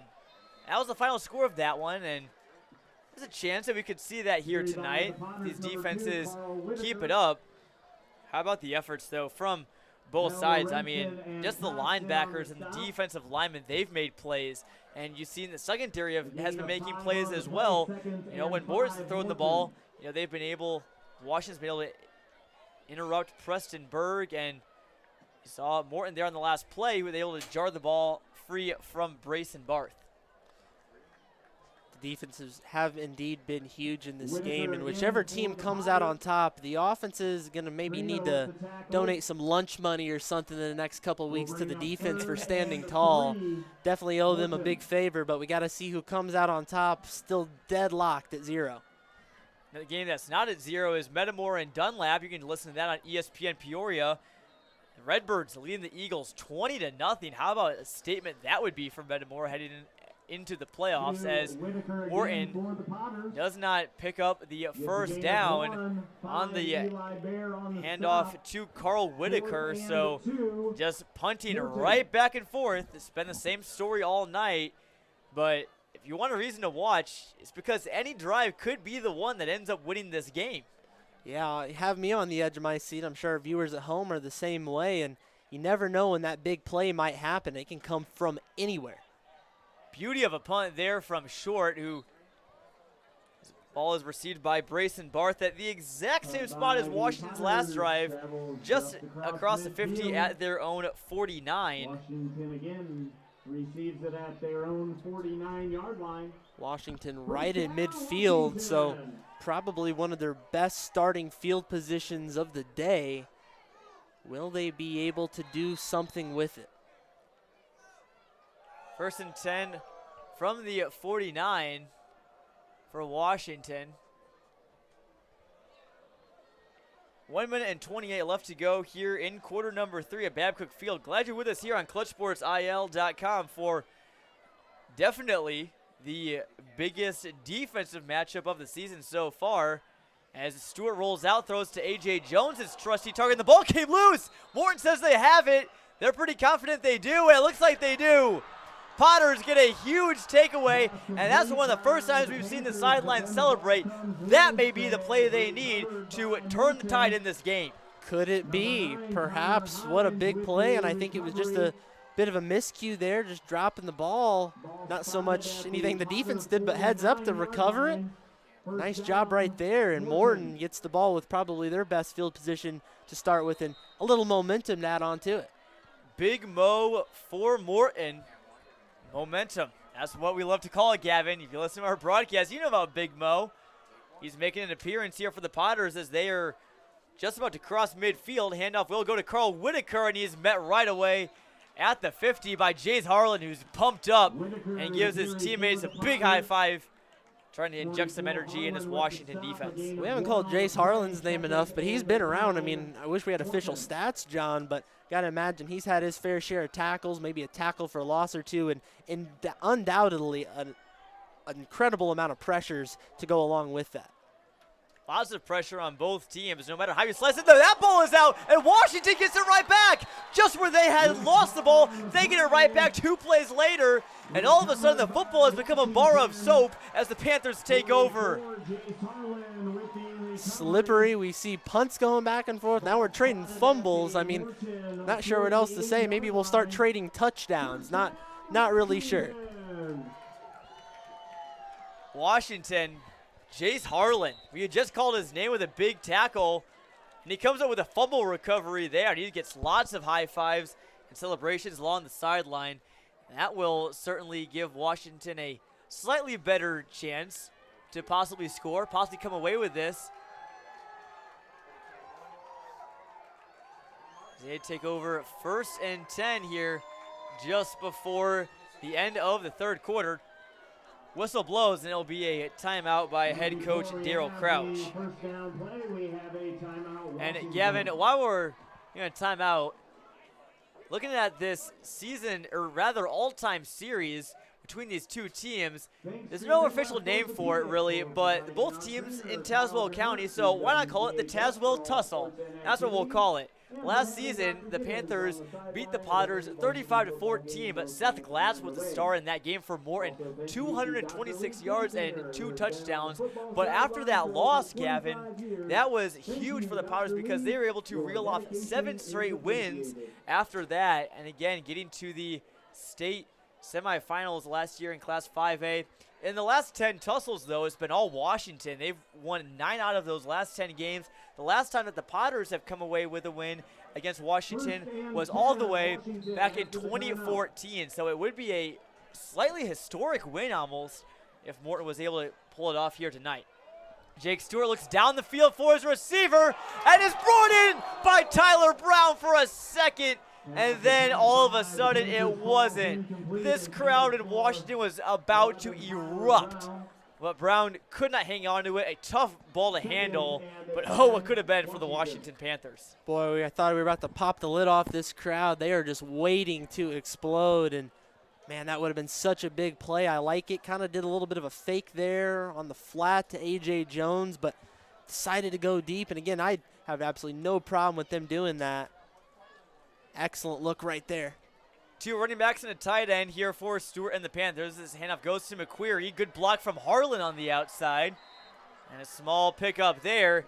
And that is a big stop there from Carl Whitaker, who is two-way starter, both at running back and safety. Big tackle there for the Potters as time winds down in quarter number 3. Don't know that Washington will play another snap right here. And it looks like they will let the clock run out here in quarter number 3. So we will head to the 4th quarter, still scoreless in Washington. Potters need a win to clinch playoff eligibility. Washington looking to stay hot. It will be a great last 15 minutes. We'll take a quick break to remind you that tonight's broadcast is brought to you by Jody Brown, State Farm agent in Peoria. Give her a call at 309-693-1103 or visit JodyBrownAgency.com. And also for our good neighbors at State Farm, like Zach Butler in Pekin and Jake Weston in Washington. Give them a call at the numbers on their screens or at their websites as well. And also for Kep's Sports Bar and Grill, also here in Washington. I want to thank them for sponsoring tonight's broadcast. And who knows, maybe you're even watching from Kep's. Great atmosphere, great food. Definitely head on over to Kep's. And we'll step aside for a quick word from Upstream. You've been watching Clutch Sports IL. In stock 22s, inbound 23s, fresh trade-ins. Score the upgrade you've always wanted during the Total Sales Blitz at every Upstream Auto Group dealer. Bring us your trade because we're going deep to buy all makes and models. UpstreamAutoGroup.com. We'll have 3rd and 7 to begin the 4th quarter. It'll be 3rd and 7 for Washington coming back here in the 4th quarter. And that pass is incomplete. A huge pass breakup there for Morton, and they force a 4th down right after the start of the quarter. So a great job by the Morton defense. Again, they don't break, even after giving up that potentially maybe demoralizing fumble. Yeah, that could have been demoralizing, but they stand tall once again, and I'm going to make a bold statement here. Bold considering there's still a whole quarter left to play. Whoever scores first is winning this game, so look out. Whoever does it first could be the winner. And it looks like that will be Connor Hines to return that punt. Gets a couple yards out past the 20-yard line, so 79 yards is what the Potters will need to score. Maybe get in field goal range, but usually wouldn't expect them to do that. As Washington's defense will be tested again. And Gavin, this really is a Washington defense that really doesn't give terribly too many different looks or crazy schemes. They just know how to play ball.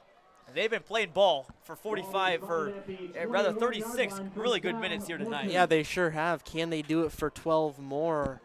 Morton's got to say something about it, though. Got to make a stand.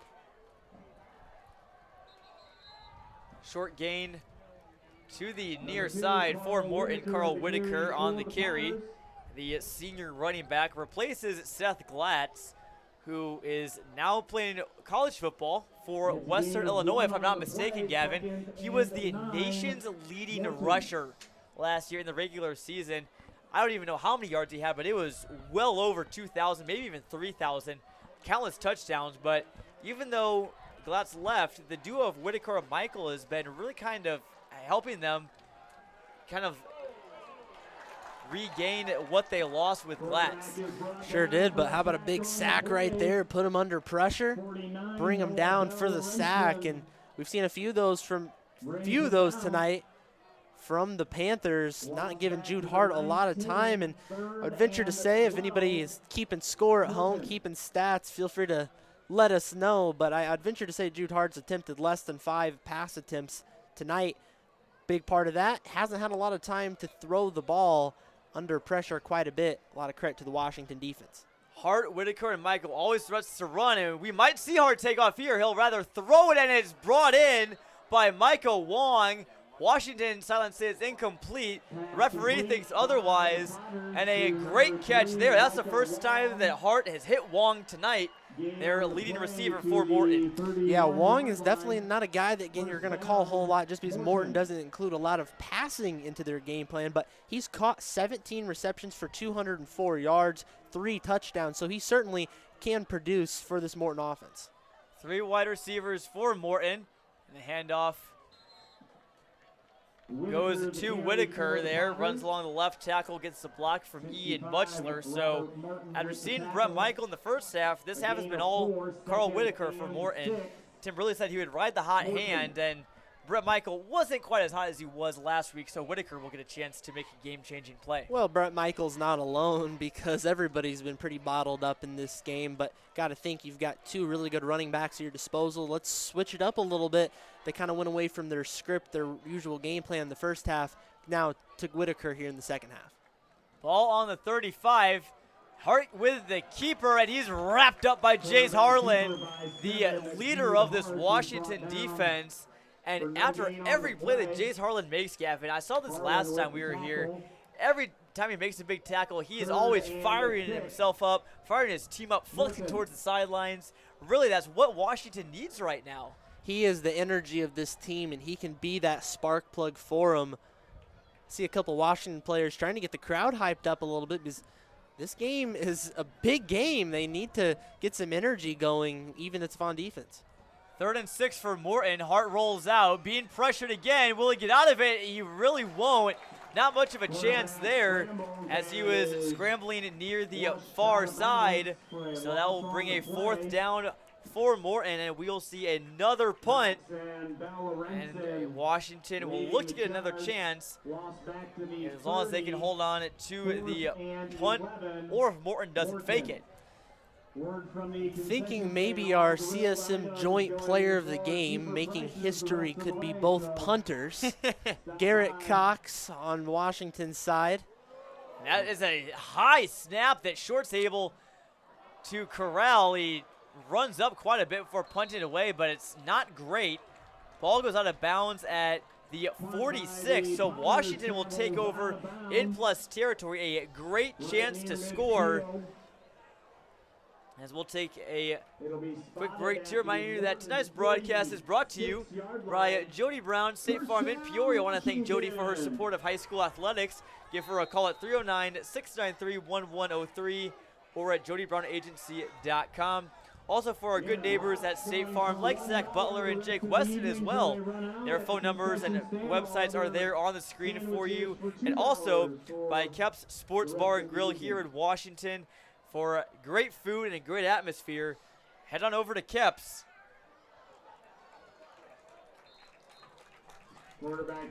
First and 10, running play goes up the gut for Kanon McQuarrie, who had recently reached the 1,000-yard mark. It's been tough sledding today, but he's been able to get some good chunks here or there. He has, and again, they've chipped away, just not quite far enough, and they really haven't been on the doorstep of the goal line. They've been in the red zone a couple times, haven't really been able to get too close to the end zone, though. 2 running backs in the backfield. This one goes to McQuarrie, who scuttles across the first down marker down to the 34-yard line. So another pickup of 4. Takes it down to the 34-yard line. Yeah, I mean, maybe a couple more plays like that, and they'll be in the red zone. It could be, and again, chipping away indeed, but starting in plus territory this time, less field to go. Can they chip away a little faster and wear Morton down? Just under 8 minutes to go here in Washington as the handoff goes to Harlan, the bigger back this time.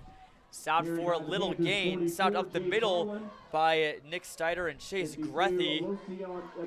Noah Losi also brought him down as well. Steiner and Grethy, though, the interior defensive lineman, helped stymie Harlan at the line of scrimmage. Whenever there seems like there's a hole to run, there's always a Potter there to fill it. Not anywhere to go. 3 linebackers for Morton, who occasionally drops down to just 2 of them. And Jake Stewart, a short run there. So, again, it's just been the kind of meat and potatoes type of drive that we've seen from Washington. Another 3rd down coming up. Almost every down, or every series of downs, has reached 3rd down. Not a lot of times we've gotten 10 yards in 2 plays. Sure has, and again, I feel like this is 4-down territory, but a crucial down right here. 3rd and 4 from the 28. 2 wide receivers for Jake Stewart. Looking for a big play for the Washington offense. It will be McQuarrie up the middle, runs to the right side and finds a gap out to about the 21-yard line, and that's a great run. Won't maybe be added to the highlight reel necessarily, but a much needed and a very smart run there from Kanon McQuarrie. And honestly, as you mentioned, not maybe making the highlight reel, but that feels like one of the biggest offensive plays in the game, just considering where we are at this point in the game, and they're literally knocking on the door of the red zone. It could be one play here, especially if they decide to air it out, that could break this 0-0 seal. But again, Morton, bend, don't break. They've been so good at it tonight. Can they keep it up?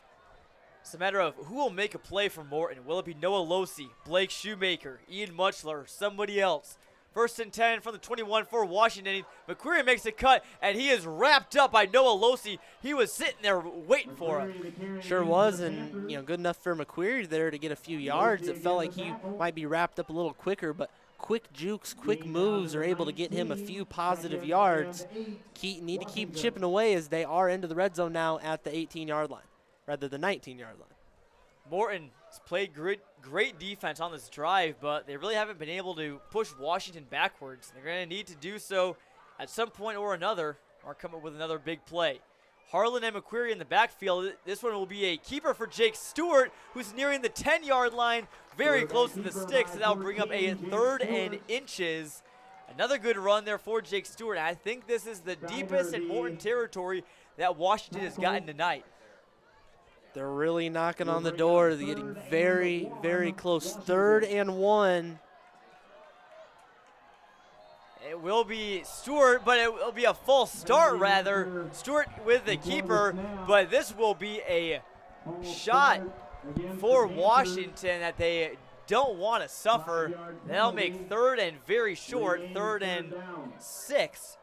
So that is a huge break for the Morton Potters defense. Got eager right there. They could see the first down just so close, inches away, but couldn't do it. Had the false start and a really untimely penalty. Still a chance, though. 3rd and manageable, but Morton, a lot of favor in their side now. Still deadlocked at 0. Jake Stewart in the red zone looking to pass. He's got Harlan. He's close to the 10. That'll bring up a 4th and short, and Gavin, you have got to go for this, I think, if you're head coach Daryl Crouch. Oh, undoubtedly. You don't have your kicker. Now, maybe if you have Mitch Coughlin, we suggest take the 3 points, but no Mitch Coughlin, as we've reiterated so many times tonight. Again, he's playing soccer tonight with the Washington soccer team, and, of course, best of luck to him over there, but could use him right now possibly, but we'll see if Morton can get some energy going. 4th and short. Probably the biggest play of the game we've seen tonight. Would have been a 29-yard field goal if Coughlin was here, well within his range for sure. 4th and 1 at the 12, and this is the loudest we've seen Washington stand for quite some time. They're ready to erupt in this defensive battle and egg the Panthers on to their 5th straight win, but before that, we'll take a timeout, and that was called by Daryl Crouch. So Washington down to 1 timeout. I'll take one more quick break to remind you, tonight's broadcast is brought to you by Jody Brown State Farm Agency in Peoria. Give her a call at 309-693-1103 or at jodybrown.agency.com. And from our other good neighbors at State Farm, like Zach Butler and Jake Weston, their contact info listed right there on the screen, their phone numbers and their websites. Give them a visit for auto, home, or life. And then also for Kep's Sports Bar and Grill here in Washington, for great food, great atmosphere, and Washington Panthers football. Go on over to Kep's. They might have the game on over there right now, even. If you're watching at Kep's, big shout out to you. Thanks for joining us here at Clutch Sports Media, and also going to our sponsor Kep's for dinner tonight, or maybe just to watch the game. 4th and 1 for Washington. Full house backfield with Carbaugh outside. McQuarrie is inside the 10, and first down for Washington. Still on his feet down to the 5-yard line. And the student section, the cheerleaders, the Washington Panthers are going crazy. Perhaps that is the biggest play of the game for Washington. They can smell the end zone. They are so close right now. 5 yards to go, 4 chances to do it. Can they get the job done? This would be an epic stand by the Morton Potters if they can pull it off, but Washington knocking on the doorstep. Possibly see McQuarrie or Jace Harlan going right up the gut. Morton's defense needs a stop to maybe keep their season alive. Stewart with the carry, he's driven back by a whole group of Potters. How about that? Ian Mutchler and company were there in on the stop, along with 2 other ones. So a big play there for Morton. They needed that. They needed that big time, and again, this would be a fantastic opportunity if you're the Morton defense to force a turnover or something. Of course, that would probably go without saying, but that was a great play to stand there on first down, but can they do it 3 more times? 2nd down and goal from the 7-yard line. 2 backs in the backfield, and the tight end is Garrett Cox. Handoff to McQuarrie, and he is met right away by number 36 for Morton. That was Blake Shoemaker. So 2 huge plays from 2 of the senior leaders hoping to keep their high school football careers alive with a win tonight. Ian Mutchler and Blake Shoemaker for Morton. This is it. 2 minutes left to go. I mean, if again, anything is possible, I suppose, but I'm really confident this is going to decide the game possibly if Washington can score. 2 chances to do it. Morton's looked good so far. Can they do it again? Inside 2 minutes. 3rd and goal from the 4. Will Morton get a stop? They need one, but not before Daryl Crouch calls another timeout. Certainly probably want to come out and kind of run what they do in basketball, see what kind of formation the defense comes out in. Yeah, that's very possible as well. And again, Daryl Crouch is going to play chess, not checkers. He's going to want to see every possible angle because, like we've said, this really is very possibly could decide the game, and he wants to put the best product out here for 3rd and 4th down. And for Morton, Gavin, one of the biggest keys when I was talking to head coach Tim Briley, he said we need to find a way to finish. And what better chance do they have here? Tie ball game at 0. 1 minute and 40 seconds left to go. You got 2 chances to stop Washington from your 4-yard line. Your season is on the line. It doesn't get much better than this. They are looking for their 5th straight playoff appearance, looking for another chance to make a deep run, just like they did, right in the back of Seth Glatz this year, right in the back of their defense, and Carl Whitaker and Brett Michael and the rest of the Potters this year. They needed 2 stops. 3rd and goal from the 4. Stewart hands off right to McQuarrie. He cuts. He's in the end zone. Kaden McQuarrie, pure elation in Washington.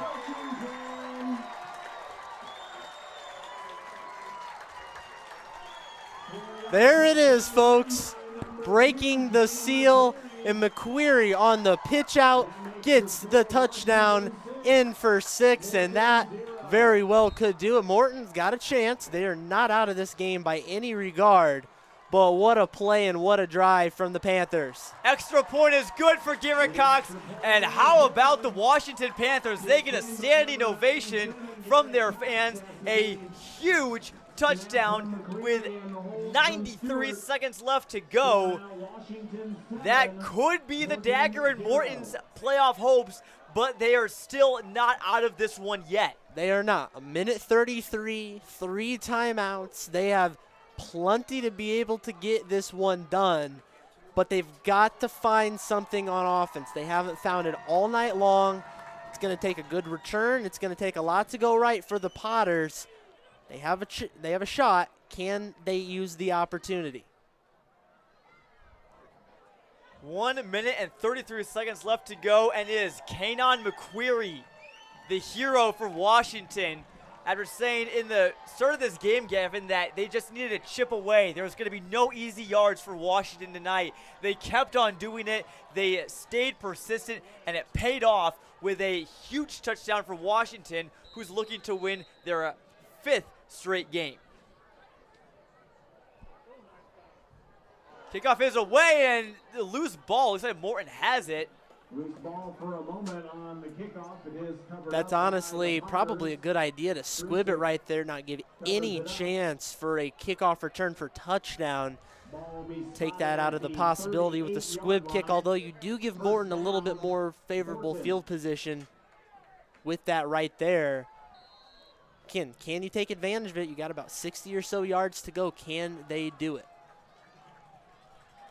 1st and 10 from the 38-yard line. Minute 33 left. Morton, their season depends on it. The pass is thrown by Hart, is picked off. That's it. Brayson Barth ends this one for Washington. That should do it. Oh, my word. The 2 biggest plays happen right back to back. Brayson Barth picks off Jude Hart. Speechless, absolutely speechless. What a play right there, and it was just a grind between both of these teams, and Washington will go to victory formation, although Morton does have those timeouts up their sleeves still, so barring them being able to not allow Washington a 1st down, they'll still have maybe perhaps a few seconds to do it, but heading for the exits are some of the Morton fans. quick look at our off-string scoring drive back from Washington's touchdown. It's our first one we've seen tonight and will likely be the only one, barring something crazy. 18 plays for Washington, going 79 yards, tallying 6 minutes and 45 seconds.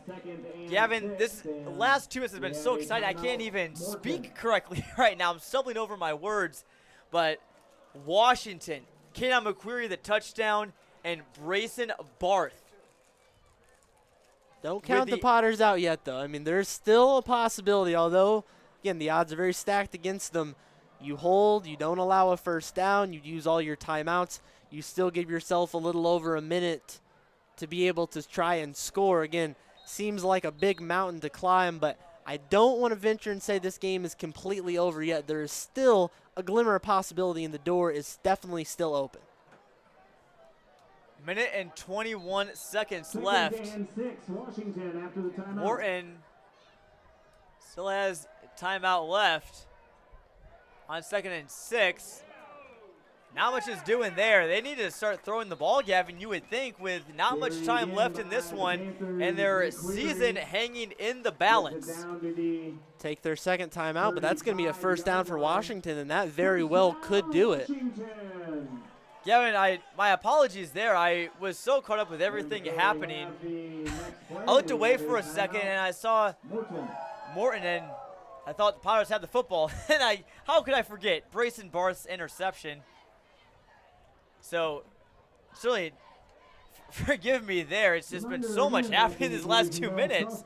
Making myself look like a fool. But, who hasn't made themselves look like fools is the Washington Panthers after starting the season 1-3 in losses to 3 state-ranked teams in Highland, Kankakee, and Pekin. Obviously all very tough opponents, but Panthers were sort of getting blown out. And then it all changed in week 3 when they had a big win against Metamora here at Babcock Field. Since then, they have been on fire, and no team in the state will want to face the Washington Panthers in the Class 6A playoffs. That's the least likely class that they will be in. Sure will, and victory formation, there it is. Again, they're going to take the last time out, but I think that's going to do it, John, and what an effort. I mean, again, you can't take anything away from either of these teams. Morton played a incredible game, and it's going to a really sad way likely for their season to end, just to fall short. I mean, look at the games they've played in as of recent. I mean, losing by 1 point, heartbreaker to Dunlap. They're obviously going to lose probably here by 1 score to Washington.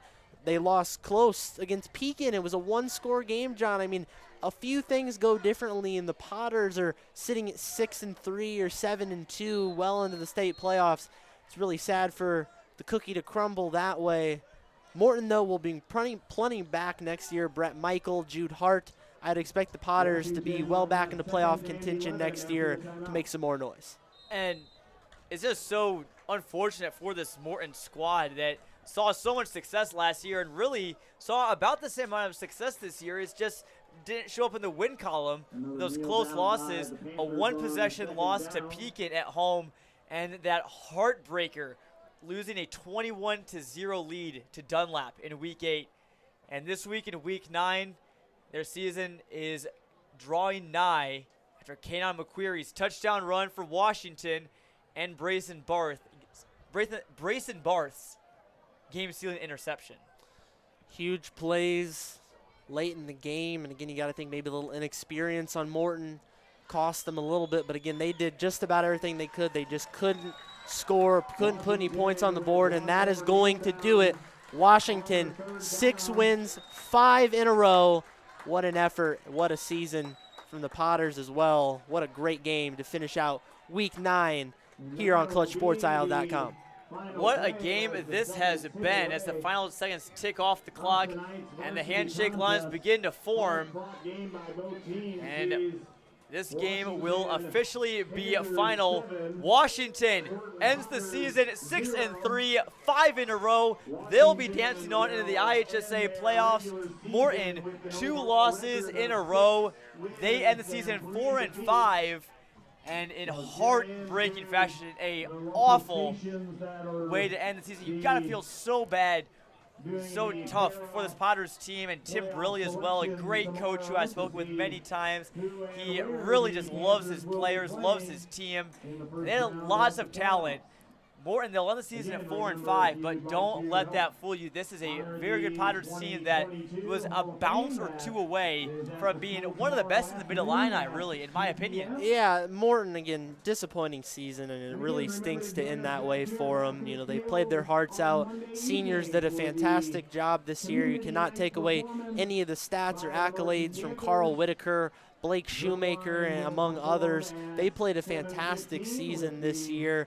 There'll be plenty returning those I mentioned, Brett Michael, Jude Hart, among so many others that will continue to move the Morton football team forward. It's going to be tough pill to swallow at the moment, but overall, Morton did a really good job, just falling a little bit short. They'll be back next year, though, John, I'm sure of it. Elation for Washington, heartbreak for Morton, as the Panthers win this one 7-0. But, Gavin, I want to take a quick break to give a huge shout-out to all of our crew here at Clutch Sports Media that did an amazing job tonight. Alex Calhoun stepping in and producing for us tonight. Rodrigo Perez doing a great job directing. And 3 cameras, the first 3-camera broadcast in Clutch Sports Media history tonight.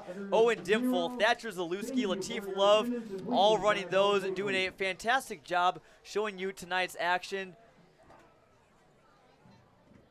And we also had a number of other people to thank as well. Kenny Clifton, our videographer, as well. Kinsley Relaford tracking some stats and scoring drives and everything for us. There's only one of them, but it was a big one. So thank you to Kinsley and Kenny, Alex, Rodrigo, Thatcher, Latif, Owen, everybody. And Gavin, kind of transitioning to our final thoughts here.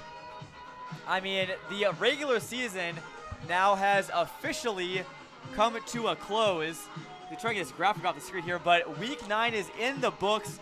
It is officially playoff time. A couple more games to be played around the state tomorrow, but 9 weeks, it's flown by. We were there Week 1, Pekin and Rock Island. It's been a thrill of a ride, and it ended in probably the best game of the regular season that we saw this tonight here in Washington. Yeah, it was an excellent regular season. So many great moments, so many great stories to tell, so many great players, and really just carrying the torch. You thought it wouldn't be possible with players like Seth Glatz graduate, but so many great players carried the torch and gave us great moments on ClutchSportsOut.com. But the playoffs are going to be wild. There are some great teams out of Central Illinois that surely will make some noise in the playoffs. We'll have some home playoff games, so we're going to have plenty of coverage coming from football season. I don't want to break anything right now, but we may have something in the works as a preview for the playoffs next week. Be on the lookout for that, folks. Going to be some special stuff as we head into playoff time for high school football. Yeah, definitely have some good stuff talking about playoffs in the future, and who are some teams just around the area that are really looking good in your eyes, Gavin? I know Pekin and Peoria High are pretty good candidates. A lot of people would pick them. Maybe some other teams you're looking at as well. Yeah, Pekin's definitely going to be one to watch, and I think that the biggest thing we need to watch right now with the Pekin Dragons, what class they end up in. Of course, they've been in 7A for many years because they're one of the biggest schools, if not the biggest school in Central Illinois, but they could be a big 6A school, so they could get dropped down. So keep an eye on that. That could go a long way for Pekin's playoff efforts. We also got to think about Peoria High. I know they stumbled a little bit against Normal West. Still a very good team, though. Normal West, of course. Champaign Centennial out of the Big 12. There's some great talent there. I would maybe go to some small schools as well. How about the Eureka Hornets? They're a very good team. True. Tri-Valley Vikings, Farmington Farmers. I mean, the list goes on and on. There's a lot of great teams with a lot of good potential to be able to make some noise in the playoffs. You never know. We could see a state champion out of Central Illinois this year. It's pretty likely.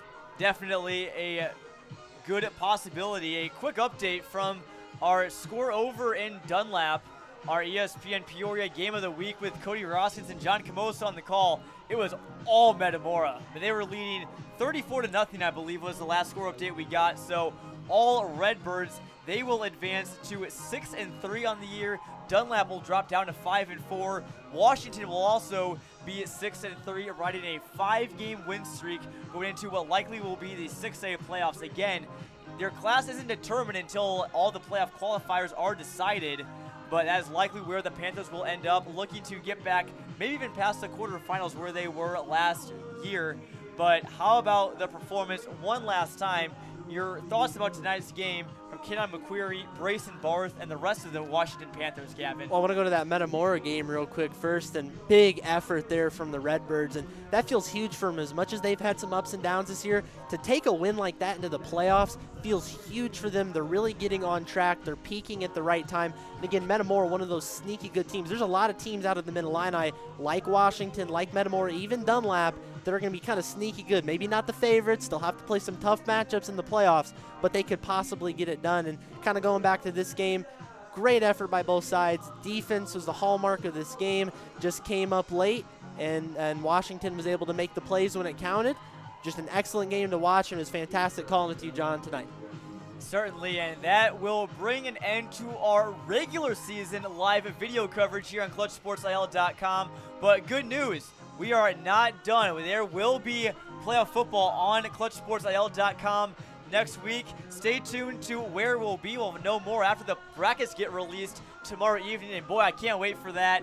Definitely tune in and see where they will be headed, the Washington Panthers and all the rest of the schools in the Peoria area and the Mid-Illini and everybody else as well. So one last time for my broadcast partner, Gavin Russell, I'm Jonathan Michael. Thank you guys so much for tuning in and spending your Friday evening with us. It's been a pleasure spending it with you, and a great effort here from the Panthers tonight. Kenan McQuarrie, the hero for Washington, a touchdown with 1 minute and 33 seconds left. Brayson Barth ends it with an interception 2 plays later, and the Panthers win their 5th in a row, and they win it 7-0. Thanks for tuning in, everyone, and we'll see you next week.